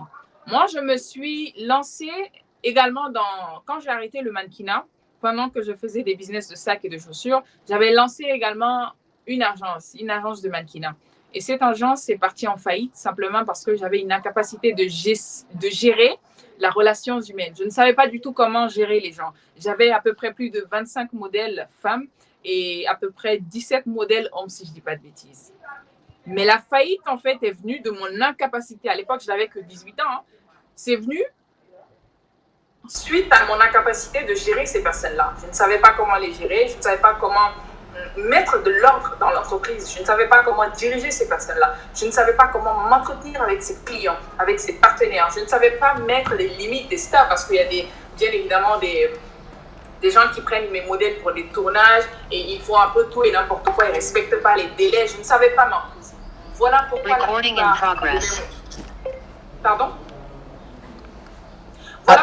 la plupart de mes modèles n'ont pas compris ce que je faisais et finalement, j'ai tout simplement déclaré faillite. Je me suis dit, ça y est, je n'ai pas de su gérer et je suis responsable de ça. Donc ça, c'est la première des choses. Parfois, vous n'arrivez pas à amener votre entreprise au succès, c'est simplement parce que vous ne savez pas, vous n'avez pas les compétences qu'il faut. Et je dis très souvent qu'un entrepreneur n'est pas quelqu'un qui sait tout faire, mais c'est quelqu'un qui a un cerveau pour réfléchir à tout, du moins. Je ne sais pas si tu vois ce que je veux dire. Oui.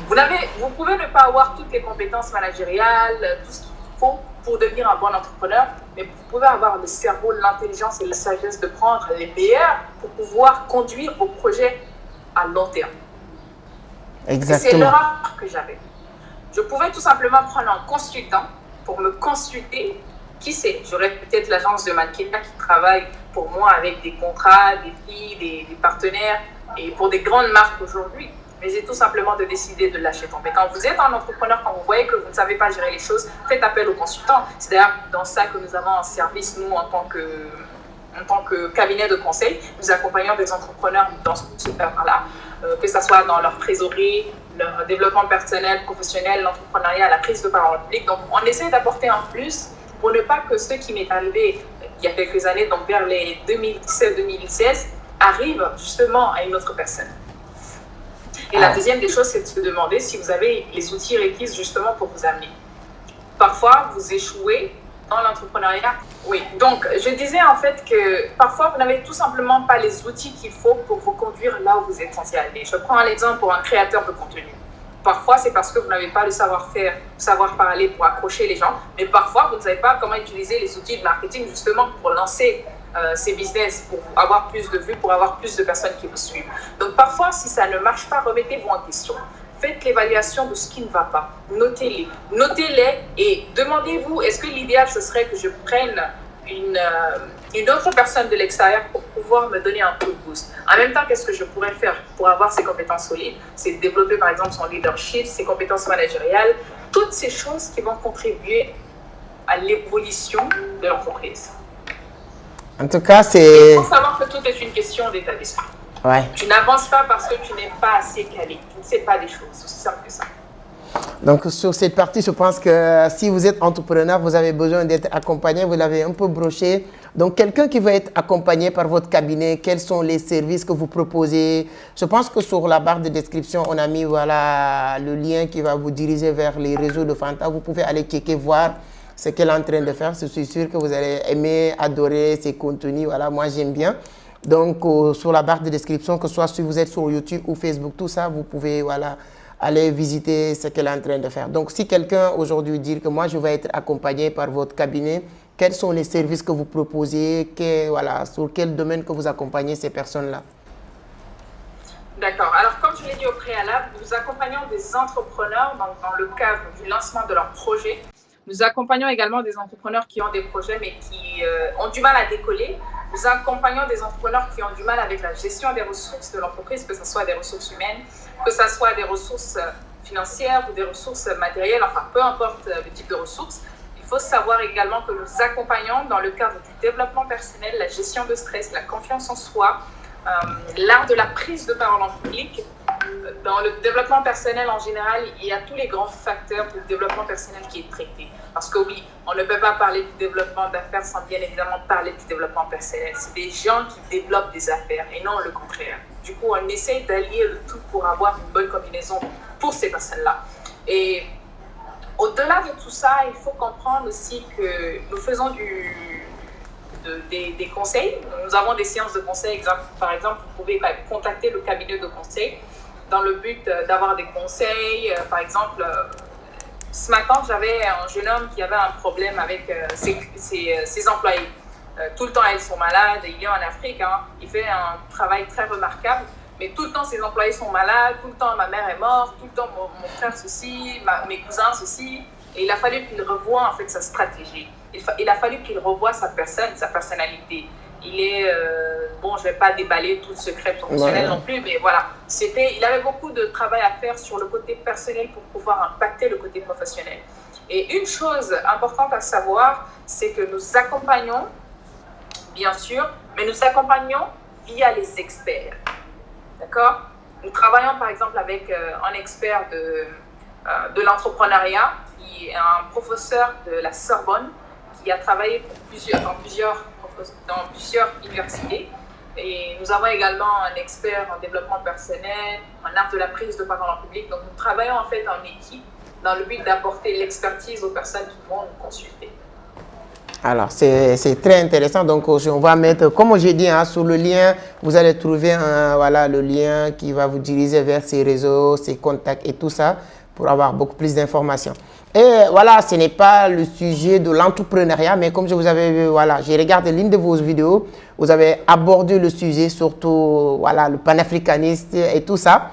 Et je me suis dit que c'est un sujet aussi qui pourra intéresser. On parle de vision d'Afrique, on parle avec les Africains, avec tout le monde, mais quand même, ce qui se passe aujourd'hui au Niger, c'est quelque chose qui interpelle, je peux dire, le monde entier. Il n'y a pas voilà, un pays ou une organisation qui n'ait pas parlé de ça. Et quelle est ta perception? Moi, je dis, pourquoi est-ce que tu penses que c'est un manque de respect vis-à-vis des Africains ou bien c'est les Africains, comme tu l'as dit sur l'entrepreneuriat? Avant de demander qu'on te respecte, est-ce que pose-toi la question, est-ce que toi, tu te respectes toi-même? Où se situe le problème vraiment? Si on voit ce qui se passe au Niger, c'est juste parce que c'est une actualité, mais je parle d'une manière générale en Afrique. Quelle perception, votre analyse sur la situation aujourd'hui? Je pense que les Africains se réveillent, et tant mieux. Je pense que les Africains en ont marre en fait de se faire torpiller par autrui. Je pense que nous sommes dignes de prendre nos responsabilités. Je pense que ça en vaut la peine. Je pense qu'il y en a plus qu'assez que d'autres personnes venant de nulle part nous disent comment faire, quoi faire, avec qui agir, avec qui ne pas danser. Je pense que ça ne fait pas de nous tout simplement des Africains dignes.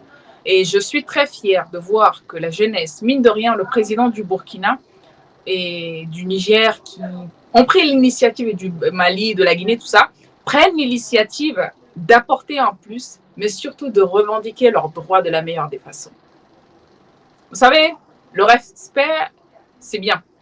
Mais parfois, quand on ne vous respecte pas, n'allez pas pleurnicher, n'allez pas quémander, imposez le respect. C'est la meilleure façon tout simplement de se faire respecter parfois. Et moi, je suis totalement contente de voir ce genre de situation, quoi. De voir que ces personnes sont capables au final de dire merde à la fin, merde à ces personnes-là. Après combien d'années d'esclavage, on ne va pas continuer dans ça. Nous avons des enfants qui doivent prendre les règnes, nous avons des business à bâtir, nous avons un avenir à construire. Et nous avons des maladies tout le temps, des morts tout le temps. Et il y en a plus qu'assez de voir qu'une autre personne venir de nulle part, nous dire quoi faire en plus de tout cela. Comme si ça ne suffisait pas ce qu'on vit déjà, ce qu'on endure, ce qu'ils ont déjà causé à l'Afrique. Je pense que ça suffit. Et je ne peux juste qu'encourager ses frères de se battre. Moi, je suis une personne qui donnerait tout au nom de la liberté. Je donnerais tout au nom de la dignité. Je donnerais tout, en fait, au nom, en fait, de ma patrie. Je donnerais tout au nom des miens. Je ne sais pas ce qu'il en suivra. Dans tous les cas, j'ai une philosophie de vie qui dit que quand il s'agit de mourir, nous sommes tous appelés à mourir. Donc, mourir tôt ou mourir tard, le plus important au final, c'est qu'on arrive à nous imposer de façon digne. Mais si nous avons peur de la mort, si nous avons peur de revendiquer parce que nous allons mourir, ça n'a pas de sens parce que dans tous les cas, tu vas mourir. Tu ne t'en sortirais pas vivant. La vie est faite ainsi. Donc, je pense que, encore une fois, je reviens à Nelson Mandela. C'est l'une des choses qui fait qu'il m'inspire. Moi, je suis, en général, les gens me voient comme une personne très courageuse, mais je pense que s'armer de courage, c'est une des choses essentielles. D'accord? Il faut avoir beaucoup de courage. Il faut avoir le courage de dire non quand ça ne va pas. Il faut avoir le courage de revendiquer. Il faut avoir le courage de dire merde à la fin aux oppresseurs. Il faut avoir le courage de se battre pour les nôtres. Il faut avoir le courage également de se sacrifier pour la génération future. Donc, peu importe ce que les autres pensent ou disent, ce qui compte, c'est que nous, on s'impose déjà. Et c'est comme ça que ça va aller. C'est très intéressant. Donc, tu vois, tu prends les choses positivement. Ce n'est pas par rapport à des gens parce que les militaires et tout ça, donc c'est très intéressant voilà, de le prendre comme ça, c'est-à-dire que c'est les Africains qui se réveillent aujourd'hui, qui sont en train de réclamer ce qui leur appartient. Et quelqu'un a dit que les Africains ne réclament pas ce qui leur appartient pas, ils réclament uniquement ce qui leur appartient et là, ça devient un petit problème. Mais je ne vois pas de problème dans cela. Je ne suis pas du tout le genre de personne qui proclame la force. Mais quand ça vaut la peine, il faut taper pour que ça chauffe, afin de nous laisser notre chemin. Je suis de ceux qui pensent que... Je ne comprends même pas l'idée d'avoir peur de la mort. Dans tous les cas, nous sommes appelés à mourir. C'est hyper important. Dans tous les cas, nous sommes appelés à mourir. Autant faire ce qui est bien, autant faire ce qui est mieux, pour ensuite dignement s'en aller. C'est pas grave. Les Patrice Lumumba sont morts, les Thomas Sankara sont morts, c'est pas grave. Mais au moins, ils ne sont pas morts pour rien. Aujourd'hui, ça se voit. Ça se voit à travers le président du Burkina Faso, ça se voit à travers ceux qui arrivent à porter en plus, ça se voit à travers ceux qui arrivent à revendiquer avec... Je salue tellement le courage qu'ils ont, c'est juste incroyable. Et moi, si j'avais la position de faire ce qu'ils ont fait, la politique ne m'intéresse pas, mais je pense que c'est une bonne idée. Donc, je pense que... Là, c'est ça qui va me pousser même à vous poser cette question, qui va m'amener à te poser cette question. D'où il vient cette confiance en soi? Et que ça se voit, ta façon de parler sur les réseaux, sur TikTok, partout. Ça, c'est une question que ma secrétaire m'a demandé de te poser même. Voilà, d'où il vient, parce qu'elle faisait aussi ses vidéos comme ça, mais elle voulait savoir d'où il vient. Et quand ce que vous venez de dire même, prouve encore, c'est-à-dire que voilà, la légitimité de cette question, c'est-à-dire que d'où il vient la confiance en soi que tu as aujourd'hui. C'est une très très bonne question. Figure-toi que c'est une question qu'on me pose assez souvent et je suis certes une personne confiante, mais dans ma tête, je ne suis pas toujours là dans mon miroir à me dire oui, je suis confiante. Pas du tout. J'exprime le moi en fait. J'essaie d'être le plus authentique que possible avec ma personne. J'exprime ce qui ne me va pas. J'exprime mes idées.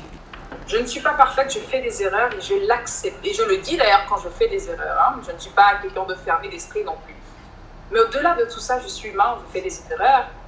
Mais je sais également que j'ai une bonne partie de moi sur quoi je peux compter. Et d'ailleurs, l'entièreté de moi-même, ce n'est pas du tout prétentieux. Certaines personnes peuvent penser que c'est de l'arrogance. Ça n'a rien à voir avec l'arrogance, c'est tout simplement que je sais que je peux compter sur moi quand j'en ai besoin.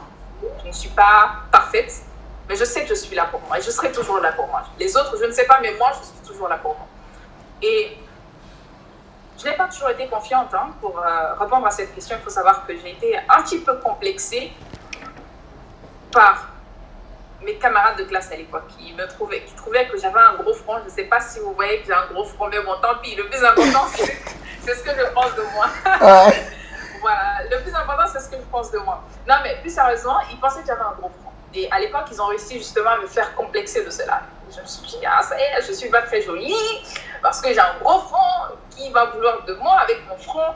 Ça fait que je ne m'intéressais même pas aux garçons. Moi, je suis partie jusqu'au lycée, voire finir le lycée. Je ne m'intéressais pas vraiment aux garçons. Hein. Et j'étais complexée pour cela. Mais figure-toi que le fait d'avoir un modèle peut changer l'entièreté de la vie d'une personne. J'ai été motivée, inspirée par cette femme du nom de Michelle Obama. Bien évidemment, au-delà de ma grand-mère, ma famille. Hein.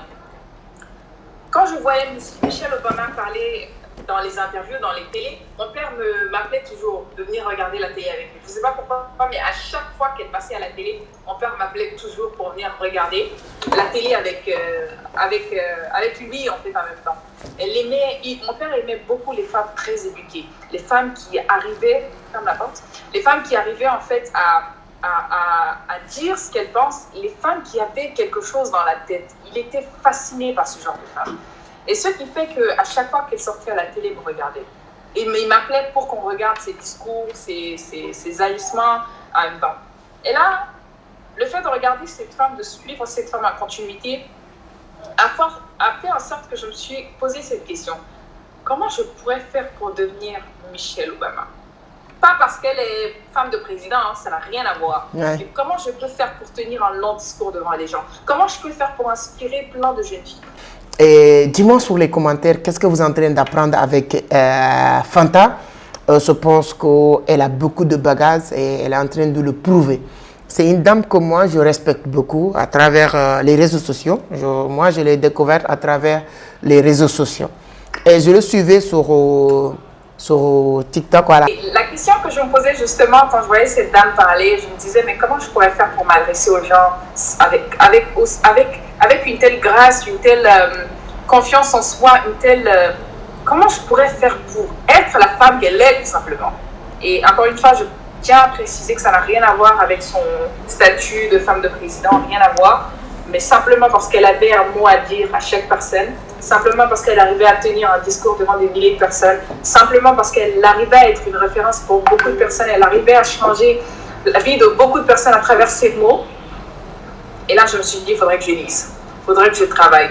Il faut savoir que moi, je suis assoiffée de connaissances, je suis une personne extrêmement curieuse, la bonne curiosité, hein, pas celle où tu mets ton nez dans les affaires des gens, je m'en fous de la vie des gens. Mais je vais dire, je m'intéresse beaucoup à la lecture, aux gens, pourquoi si, pourquoi pas ça, j'ai beaucoup de questions dans ce sens-là.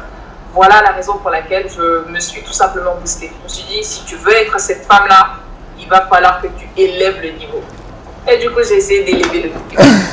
Ah, en tout cas, vous êtes sur la bonne... Je vous assure que l'éducation a joué un rôle primordial quand même dans ma prise de confiance personnelle, parce que ça m'a aidé à savoir ce que je vaux, ce que je ne vaux pas, à surtout décortiquer et me donner plus de précision dans ma confiance personnelle. Je sais qui je suis, je peux faire des erreurs, je ne sais pas tout, je ne suis pas parfaite et je m'accepte malgré tout. En tout cas, voilà. C'est l'essentiel. Je pense que le mannequinat également a joué un bon rôle aussi dans la confiance en soi. Parce que je marchais sur les podiums devant des 400, parfois 500 personnes, dans des salles pleines de personnes. Et oui, effectivement. Ah, c'est très bien. Avant de passer, souvent, c'était you own the stadium, le podium t'appartient, le monde t'appartient, les gens t'appartiennent. À force de nous répéter ça, automatiquement dans la tête, ça se reflète dans tout ce que nous faisons. Ça se voit, ça se voit. En tout cas, c'est très, très intéressant. Encore une fois, félicitations de tout ce que vous êtes en train de faire et beaucoup, beaucoup de courage et beaucoup de succès à l'avenir et tout. Donc, je pense qu'on pouvait rester à parler beaucoup. Il y a 3-4 questions. Et si vous le permettez, je peux permettre à 2 ou 3 personnes, parce que je sais qu'il y a beaucoup de personnes actuellement, ceux qui sont là, qui vont vouloir vraiment vous parler directement. Je vais leur permettre, s'il y a 2 personnes, 3 qui veulent entrer en direct sur le live et poser leurs questions en direct à Fanta, ce sera vraiment un plaisir. On prend 2 ou 3 personnes, le temps qu'on va boucler avec ces 2 ou 3 dernières questions. Donc, merci déjà de nous accorder votre temps. C'est important, c'est très, très important et capital. Voilà, de laisser vos activités et de venir partager avec la communauté. C'est un grand, grand plaisir. Donc, les gens qui sont sur le live, n'hésitez pas à partager. Je viens de mettre un lien qui pourra vous permettre d'entrer directement et parler avec Fanta, voilà, lui poser vos questions. Donc moi, je vais vous dire, ça aussi, j'ai regardé, vous partagez des contenus très intéressants. Je pense que même si France 24 demain ou BBC veulent vous inviter, ils n'ont pas besoin de chercher des questions. Ils n'ont qu'à aller sur ta page, ils vont voir les questions qui pertinentes qu'ils vont vous poser et tout. Je dirais, quels sont les 3 ou bien, voilà, s'il y a plus ou moins, en tout cas des choses que tout le monde doit faire absolument avant d'avoir 30 ans. Donc, avant d'avoir 30 ans, s'il y a des choses que tu penses que ça doit être une obligation pour moi, toi, les gens qui nous regardent, ça doit être quoi? Avant ces 30 ans, la première des choses à obligatoirement faire, de mon expérience, c'est de se chercher soi-même. Ne rentrez pas dans le mariage, très bien. Moi, je ne suis pas pour la vie de débauche. Au contraire, je suis pour le mariage. Mais attention, pas le mariage à n'importe quel prix non plus. Ouais. Mais je veux dire, avant de vous engager avec une personne, vous associer dans autre chose, vous associer dans un quelconque projet, peu importe ce que vous voulez faire, ou même vous associer à quelqu'un, rassurez-vous de vous retrouver d'abord en tant que personne. Beaucoup de personnes commettent beaucoup d'erreurs simplement parce qu'ils ne se connaissent pas, ils ne se sont pas retrouvés. Ils ne savent pas ce qu'ils aiment, ils ne savent pas d'où ils viennent, ils ne savent pas où ils vont, ils ne connaissent pas vraiment leurs points forts, leurs points faibles. Ils ne connaissent pas qui ils sont, leurs parties sombres. Et il n'y a rien de pire qu'une personne qui ne sait pas du tout qui elle est. Donc, vous devez apprendre à vous découvrir ce que vous aimez, ce que vous n'aimez pas, vos intuitions. Avant vos 30 ans, vous devez être capable de développer la personne, vous connecter de telle sorte que vous connaissez parce qu'on ne peut pas totalement se connaître en tant qu'être humain, mais vous devez vous rassurer de connaître une très bonne partie de vous-même. C'est très important. C'est très, très Je vous assure que parfois, nous recevons des gens consultation, on se rend compte que c'est des chefs d'entreprise qui ont fait de l'argent, beaucoup d'argent, mais qui ne se connaissent pas vraiment. Ils ont un problème d'identité, ils ont un conflit d'identité interne en fait. Apprenez à vous connaître, c'est très important. C'est très, très... Et les personnes qui ne se connaissent pas en général ont une fragilité au niveau de leur confiance ou estime personnelle. Ça, c'est la première des choses. La deuxième des choses, avant vos 30 ans, apprenez tous les moyens possibles à cultiver de l'indépendance financière dans votre vie. Je vous assure que nous vivons dans un monde capitaliste. Si vous n'avez rien, vous ne représentez plus ou moins pas grand-chose. Et ça même aux yeux du pape. Aux yeux du pape comme l'imam dans le coin. Si vous n'avez rien, vous verrez même que quand vous allez à la mosquée pour donner, faire des dons, quand vous envoyez 2 petits coups là, leur façon de prier pour toi, et quand quelqu'un amène 2 voitures avec des sacs de riz et des moutons, ça ne sera jamais pareil. Ça ne sera pas la même prière. Ouais. On va peut-être prier pour toi 2-3 phrases, on dit bon, tu peux rentrer chez toi. Quand c'est l'autre qui vient avec des moutons, on va tellement prier pour lui pendant 45 minutes. Ça, c'est l'effet de l'argent. Ça, c'est le pouvoir de l'argent. On vit dans un monde capitaliste où les gens ne dorment, ne jurent que par ça. Vous devez cultiver. Moi, je ne suis pas de ceux qui pensent que l'argent n'est pas nécessaire, ça ne rend pas heureux. Je suis désolée, c'est des conneries en fait pour camoufler leur incapacité. Vous devez apprendre à cultiver la manière de gagner de l'argent. On ne vous demande pas d'être millionnaire avant vos 30 ans, mais vous devez comprendre les techniques, les bases. C'est quoi les passifs? Les passive income, comment je peux multiplier mes sources of income, même si vous n'avez pas tout l'argent qu'il faut, mais vous devez être capable du moins de savoir comment se passe l'argent, de comprendre les mouvements, les flux financiers, tout ce qui va avec, comment gérer une entreprise. Vous devez cultiver une bonne dose de connaissances dans ce thème. Et la troisième des choses avant vos 30 ans, c'est de chercher à vous stabiliser. Même si vous êtes millionnaire, vous avez toutes les connaissances que possible, si vous n'avez pas de stabilité dans votre vie, ça va quand même jouer sur votre état d'âme. Et ça va automatiquement se refléter dans vos affaires, dans tout ce que vous faites dans la vie. Et là, quand je parle de stabilité, si vous n'êtes pas marié, cherchez, je ne suis pas là pour juger, mais cherchez à combiner votre vie, du moins avant vos 30 ans, avec une personne, si vous avez la chance en tout cas, parce que d'autres personnes en ont envie, mais ils n'ont pas forcément la chance. Mais si vous avez la chance, n'égarez pas du tout cette option. Mettez-vous avec une personne avec qui vous avez la même direction, la même vision, avec qui vous pouvez aller très loin en même temps. Et avant vos 30 ans, si vous pouvez bien évidemment faire des enfants, faites des enfants. On ne vous demande pas non plus de faire 12 enfants. Le monde de coronavirus, tout le monde, les enfants meurent tout le temps. Si vous faites beaucoup d'enfants, gare à vous. Vous voyez ce que je veux dire? Mais soyez en tout cas dans... Alors, je rigole, vous faites ce que vous voulez, mais soyez dans l'équilibre. Cherchez à vous stabiliser, à avoir de l'intelligence émotionnelle, à chercher une stabilité, quoi. Vous ne pouvez pas être millionnaire, beaucoup de connaissances, vous montez, vous descendez. Quand on vous invite sur une plateau, on vous demande votre vie de famille. Bon, ça reste à voir. Tu ne sais pas trop quoi dire. Il n'y a pas trop de crédibilité. Et puis, il faut savoir que, surtout pour les hommes, le fait d'avoir une bonne femme à vos côtés vous gardera les pieds sur terre, vous permettra de garder une bonne stabilité dans ce que vous faites. Donc, le fait de se stabiliser, qui est troisième option, c'est un moyen de pouvoir vous ancrer. Voilà. En tout cas, c'est très intéressant. Les amis, on vous voit, hein? Abdou, Oumar, Awa. Donc, ne vous inquiétez pas, vous allez entrer tout de suite, poser vos questions. Je pense que voilà, on est à la fin. Je vais confirmer juste tout ce que vous venez de dire là. Avoir une femme peut vous permettre d'être stable.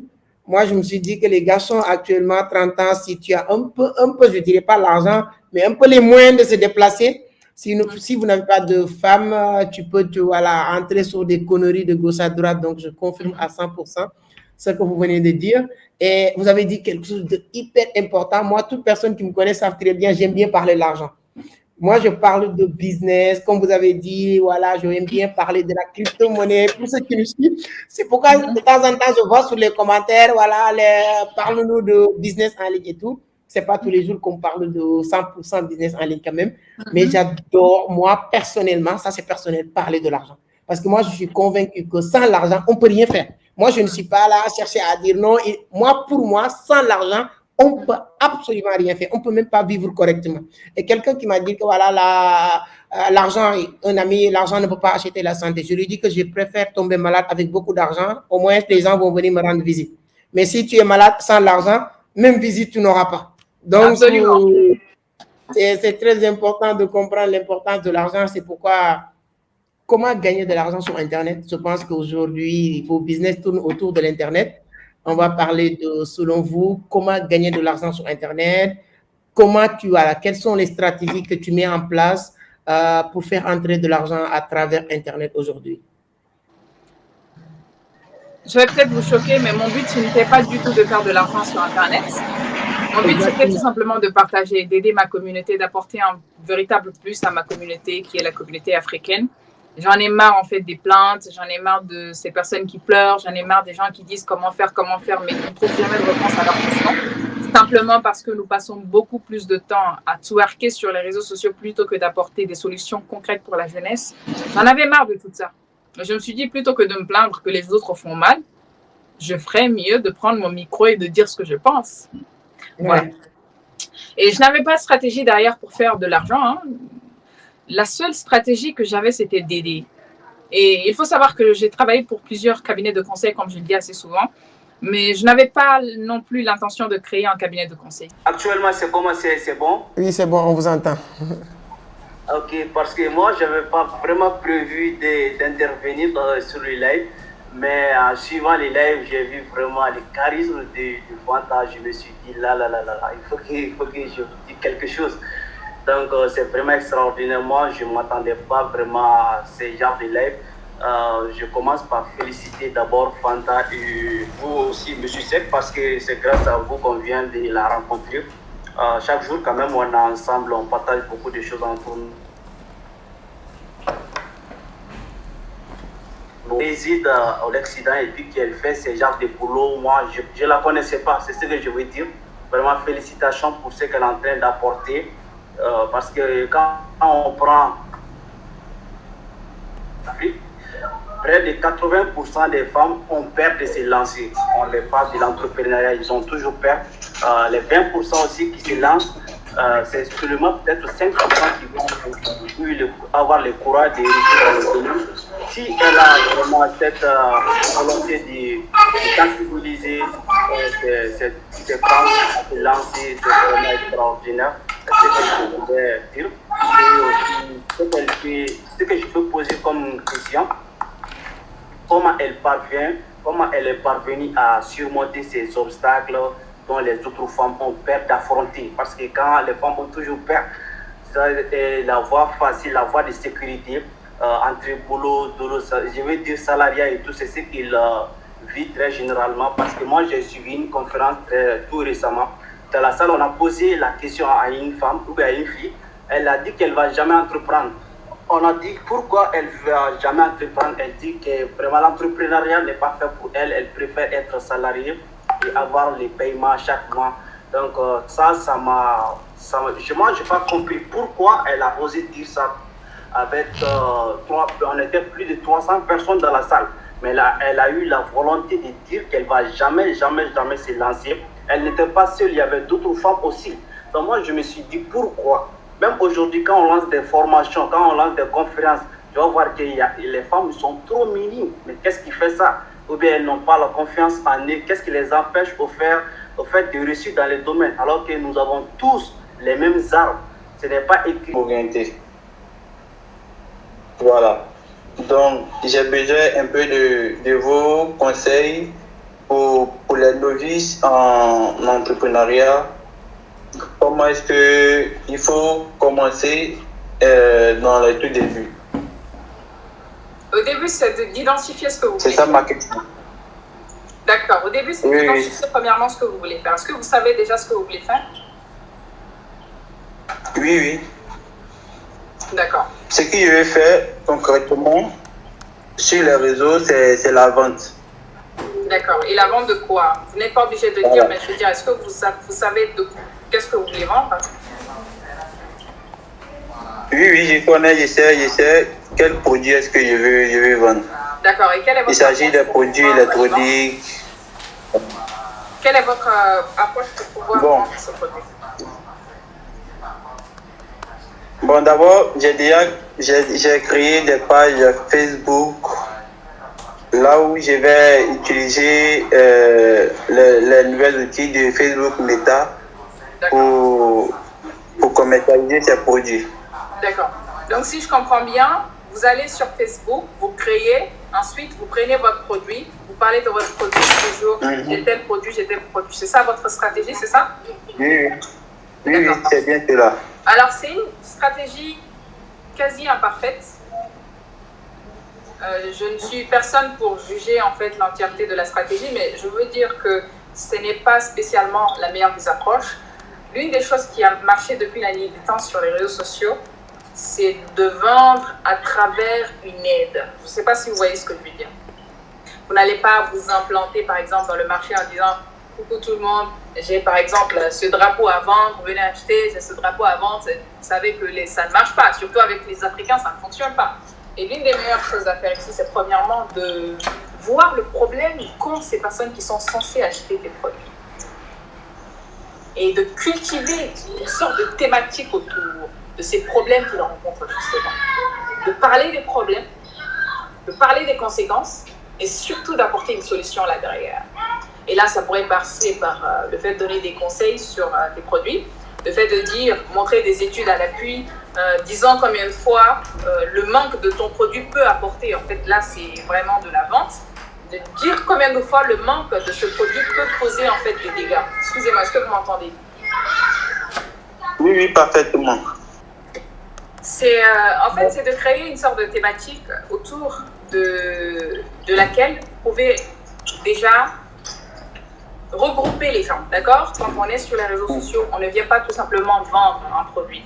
On crée d'abord une communauté Et comment bâtir cette communauté, c'est tout simplement à travers de vos messages, à travers trouver, en tout cas, élaborer une stratégie dans le but d'attirer les gens vers vous. Une fois que vous les aurez vers vous, ce serait beaucoup plus facile en fait de les convertir maintenant en clients. Je ne sais pas si vous voyez ce que je veux dire. Exactement. D'accord. Donc, l'idée ici, ce serait premièrement d'élaborer une stratégie qui vous permettra de bâtir une communauté. On ne se presse pas pour faire des ventes sur les réseaux sociaux. Quand on y est, on ne vend pas directement, mais on sympathise. On sympathise, on aime, on échange, on donne surtout. Je dis souvent qu'un très bon entrepreneur, c'est celui qui est capable de donner pour ensuite mieux recevoir.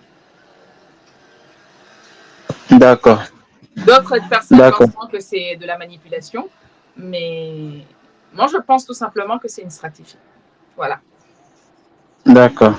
Merci. Ça a vraiment été un plus. Bon. Je vous en prie. Merci beaucoup, merci. Donc, Oumar, est-ce que tu es là? Donc, on va résumer. Donc, je pense que Fanta actuellement, presque 2 heures de temps, le temps passe vite. Est-ce que Oumar, tu es là? Tu peux activer votre micro si tu as une question avant de finir. Ok, parce que moi, je n'avais pas vraiment prévu d'intervenir sur le live, mais en suivant les lives, j'ai vu vraiment le charisme de Fanta. Je me suis dit, là, il faut que je vous dise quelque chose. Donc, c'est vraiment extraordinaire. Moi, je ne m'attendais pas vraiment à ce genre de live. Je commence par féliciter d'abord Fanta et vous aussi, Monsieur Sek, parce que c'est grâce à vous qu'on vient de la rencontrer.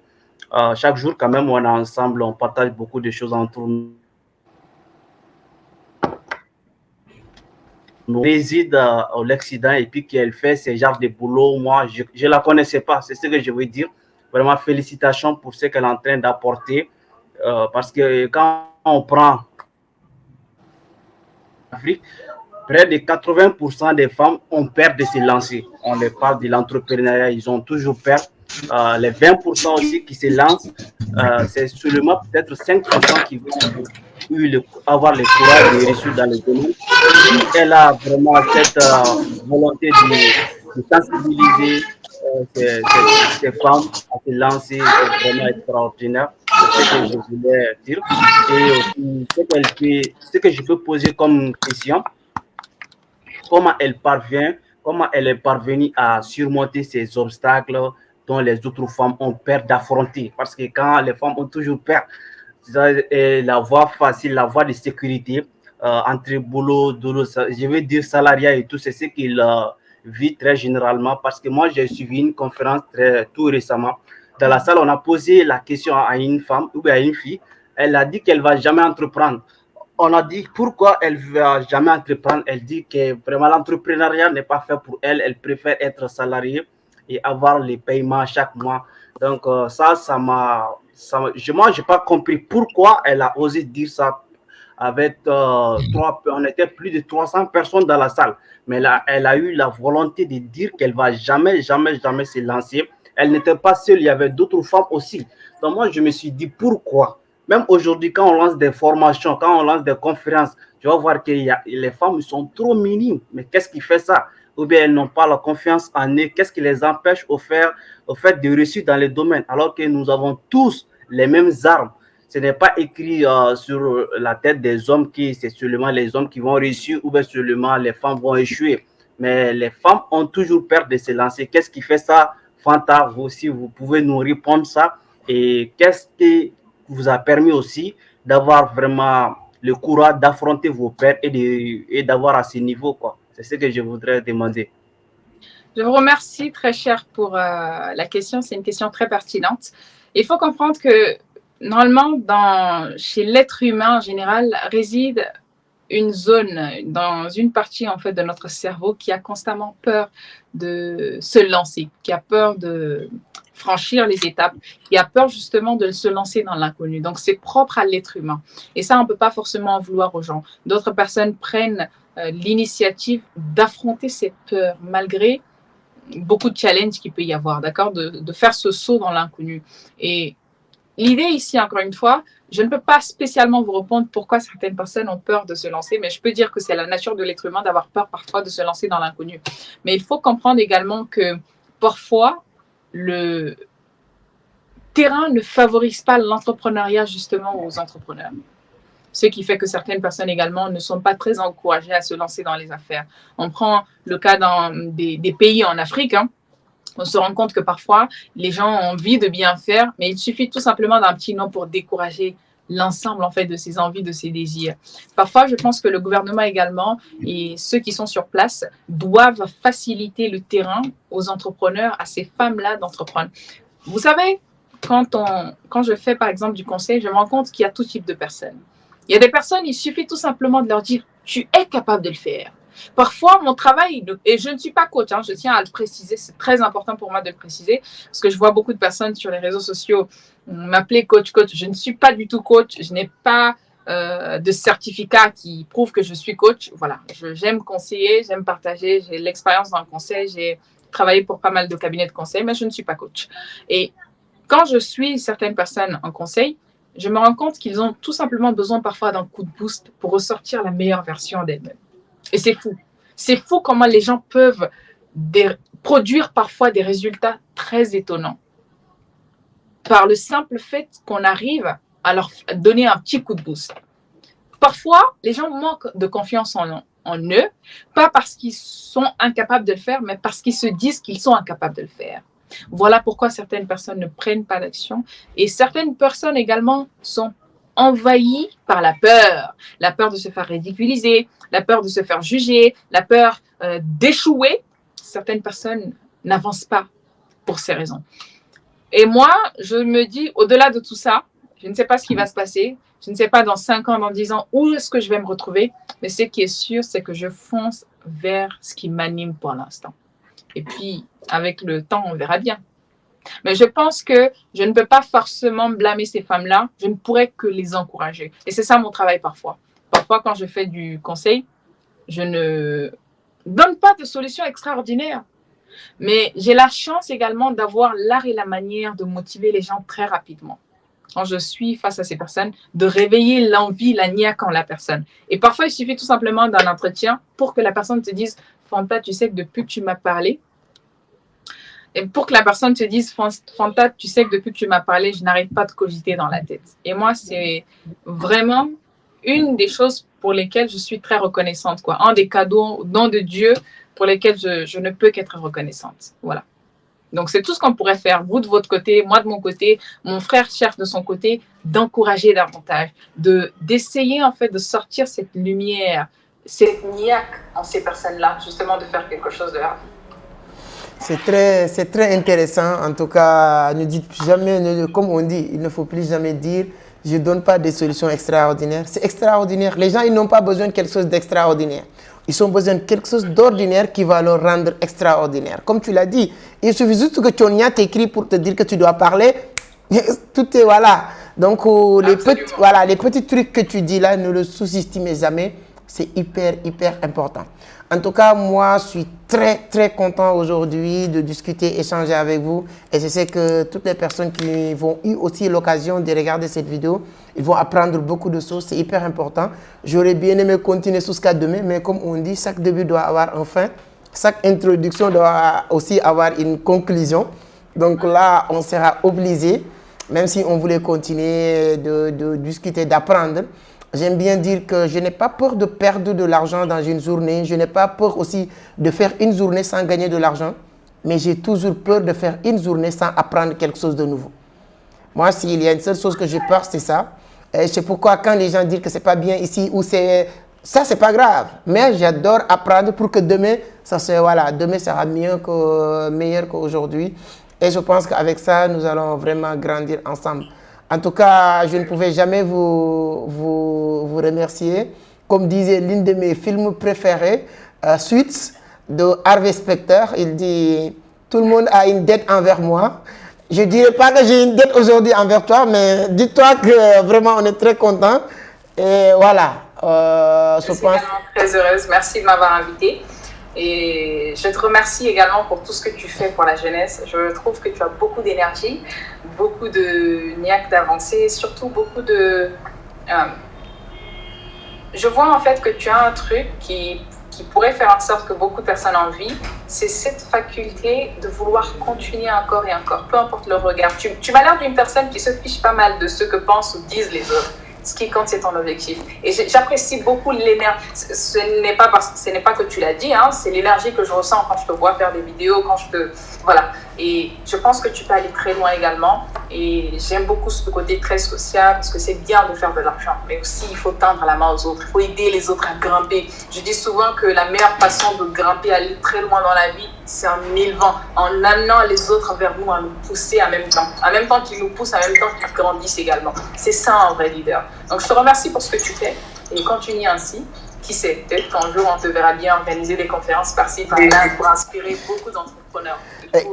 Exactement. En tout cas, merci beaucoup. Et vraiment. aussi, je voudrais dire un mot à M. Seck. M. Seck, Oui. moi personnellement, je veux vous ressembler. Je veux atteindre vos sommets. Je veux arriver à votre niveau. Parler devant un grand homme comme vous le faites chaque jour. À chaque fois que je vous vois, j'ai de l'énergie. En tout cas, c'est quelque chose de ouf quand je vous vois à chaque fois. Merci. Et merci pour toute la motivation, pour toute l'énergie, pour tous les encouragements que vous donnez à la jeunesse africaine. En tout cas, ça fait vraiment, vraiment du plaisir à chaque fois qu'on vous revoit. Merci mon frère. Donc moi, s'il y a une seule chose que je vais rajouter sur ce que tu viens de dire, je ne veux plus que tu me dises que je veux faire ce que tu fais. Tu peux faire plus que moi. Donc tu as plus de compétences. Je suis convaincu que voilà, si vous commencez déjà, dans peu de temps, tu vas me dépasser. Aujourd'hui, au Sénégal, j'ai des gens avec qui j'étais que j'ai, bon, je dirais pas formé, mais accompagné, encadré. Aujourd'hui, je suis fier de leur voir faire le tour du Sénégal, le tour de l'Afrique et de faire de tout. Donc, vous pouvez faire toujours plus que ce qui vous inspire. Moi, les personnes qui m'inspirent vraiment, je ne vais pas leur dire je veux faire comme toi. Si quelqu'un m'inspire, c'est parce que je veux faire plus que lui. Donc, moi, c'est comme ça que je vois les choses. Donc, merci, on est ensemble, on va avancer ensemble. Donc, Fanta, je vous laisse le mot de la fin. Si tu as un conseil à donner ou bien quelque chose peut-être que tu veux partager à la fin. En tout cas, merci infiniment. Je t'en prie et merci de m'avoir invité. Merci à toi pour ce que tu fais également. Je ne cesserai jamais de le dire assez. Et mis à part ça, pour nos spectateurs, personnes qui nous regardent, je dirais tout simplement de vous lancer. Il a fallu que Chanyang m'écrive pour me dire que je dois parler aux gens pour que 2 ans après, je me lance. Et il était très fier de moi quand je me suis lancée d'ailleurs. Et j'essaye aussi de retourner le même bienfait. J'essaye aussi de vous retourner la veste et vous dire que voici l'opportunité. Si vous voulez vous lancer aujourd'hui, que ce soit sur Internet, faire comme nous, vous voulez peut-être ouvrir une entreprise, aider des milliers de personnes, construire un hôpital, faire ceci, c'est le bon moment. Lancez-vous jamais. L'Afrique a besoin de vous, les Africains ont besoin de vous, la jeunesse africaine a besoin de vous. Je dis très souvent qu'il est tous de nos responsabilités. Il est de notre responsabilité de participer au développement ou non-développement de l'Afrique. Si l'Afrique va bien, ce sera pour nous tous. Si elle va très mal, elle sera également pour nous tous. La raison pour laquelle je ne m'auto-proclame pas comme partisane d'un pays, je dis tout simplement que je suis africaine. Parce que je crois à l'africanité. Je crois que tout en chacun de nous, en travaillant bien évidemment en synergie, pourrons construire beaucoup de choses, faire de grandes choses, apporter un plus. Parmi nous, il peut y avoir des leaders, parmi vous qui me regardez, il peut y avoir des dirigeants d'un pays un jour, il peut y avoir des ministres, il peut y avoir des vice-présidents, il peut y avoir également des grands entrepreneurs, il peut y avoir de grandes personnes en fait qui peuvent changer cette chose, inspirer la génération prochaine. Moi, j'en ai toujours marre en fait quand on parle d'inspiration. Parfois, je m'en veux même d'avoir cité Michelle Obama, mais qu'est-ce que je peux faire? La dame, elle a mérité sa place en fait. Pourquoi? Parce qu'il n'y a personne en Afrique pour l'instant pour la déplacer de son niveau. On ne parle que d'elle. Donc jusqu'à preuve de contraire, ce sera Michelle Obama. J'ai envie qu'on parle d'une autre femme. J'ai envie qu'on parle d'autres personnes, mais surtout venant de l'Afrique noire, de l'Afrique, au fin fond de l'Afrique vraiment. Vous voyez ce que je veux dire? Donc je pense que ce soit femme ou homme, vous avez toute cette capacité de construire, d'agrandir, mais surtout d'impacter. Et encore, c'est mon mot du début et ce sera mon mot de la fin. Il ne sert strictement à rien de courir après la richesse si vous voulez que ça vous bénéficie à vous seul. Pour moi, la richesse, la réussite n'a aucune valeur quand ça nous sert à nous. Il faudrait que ça serve à votre famille. Il faudrait que ça serve à votre entourage. Il faudrait que ça serve à votre communauté, votre pays. Pourquoi pas votre continent, même en dehors de votre continent. Inspirez des Blancs, des Noirs, des Juifs. Un peu comme les Alibaba, les je sais pas qui sont en train de faire sur nous, les Africains aujourd'hui. Ça, c'est ma vision. Et je crois en tout en chacun de vous. Je vous donne beaucoup de force et beaucoup de courage. Sur ce, on se dit rendez-vous au sommet. Merci. Merci beaucoup. Donc, merci beaucoup. Merci à tous. Voilà, vraiment, on est très content aujourd'hui d'accueillir Fanta Condé. On a partagé beaucoup de choses, apprendre beaucoup de choses. Et je pense que vous aussi, vous avez aimé, adoré. Si c'est le cas, dites-le nous sur les commentaires. N'oubliez pas de partager. N'oubliez pas aussi d'aller sur la barre de description. Il y a des gens qui demandent, est-ce que vous êtes sur TikTok? Oui, bien sûr, elle est sur TikTok, sur YouTube, sur Facebook, sur LinkedIn. Il y a aussi un lien qui va vous diriger vers tous ces réseaux. Vous pouvez aller regarder ce qu'elle est en train de faire. Je suis sûr que vous n'allez pas le regretter. Donc moi, ce qui me concerne, c'est toujours un plaisir de partager avec vous. Comme j'aime bien le dire, si je suis toujours là, c'est grâce à vous. Vos encouragements, vos partages, vos likes. Aujourd'hui, nous sommes plus de 40 000 personnes sur YouTube. C'est pas mal quand même. Et je compte sur vous pour qu'on puisse toucher les 50 000 abonnés avant la fin de 7 mois. Et le défi, voilà, c'est ça le défi. Bon, moi, j'aime bien le défi, j'aime bien le challenge. Donc, abonnez, partagez, likez, partagez dans les groupes. Et on est ensemble. Je suis très fier de vous. Merci beaucoup. À la prochaine. Ciao.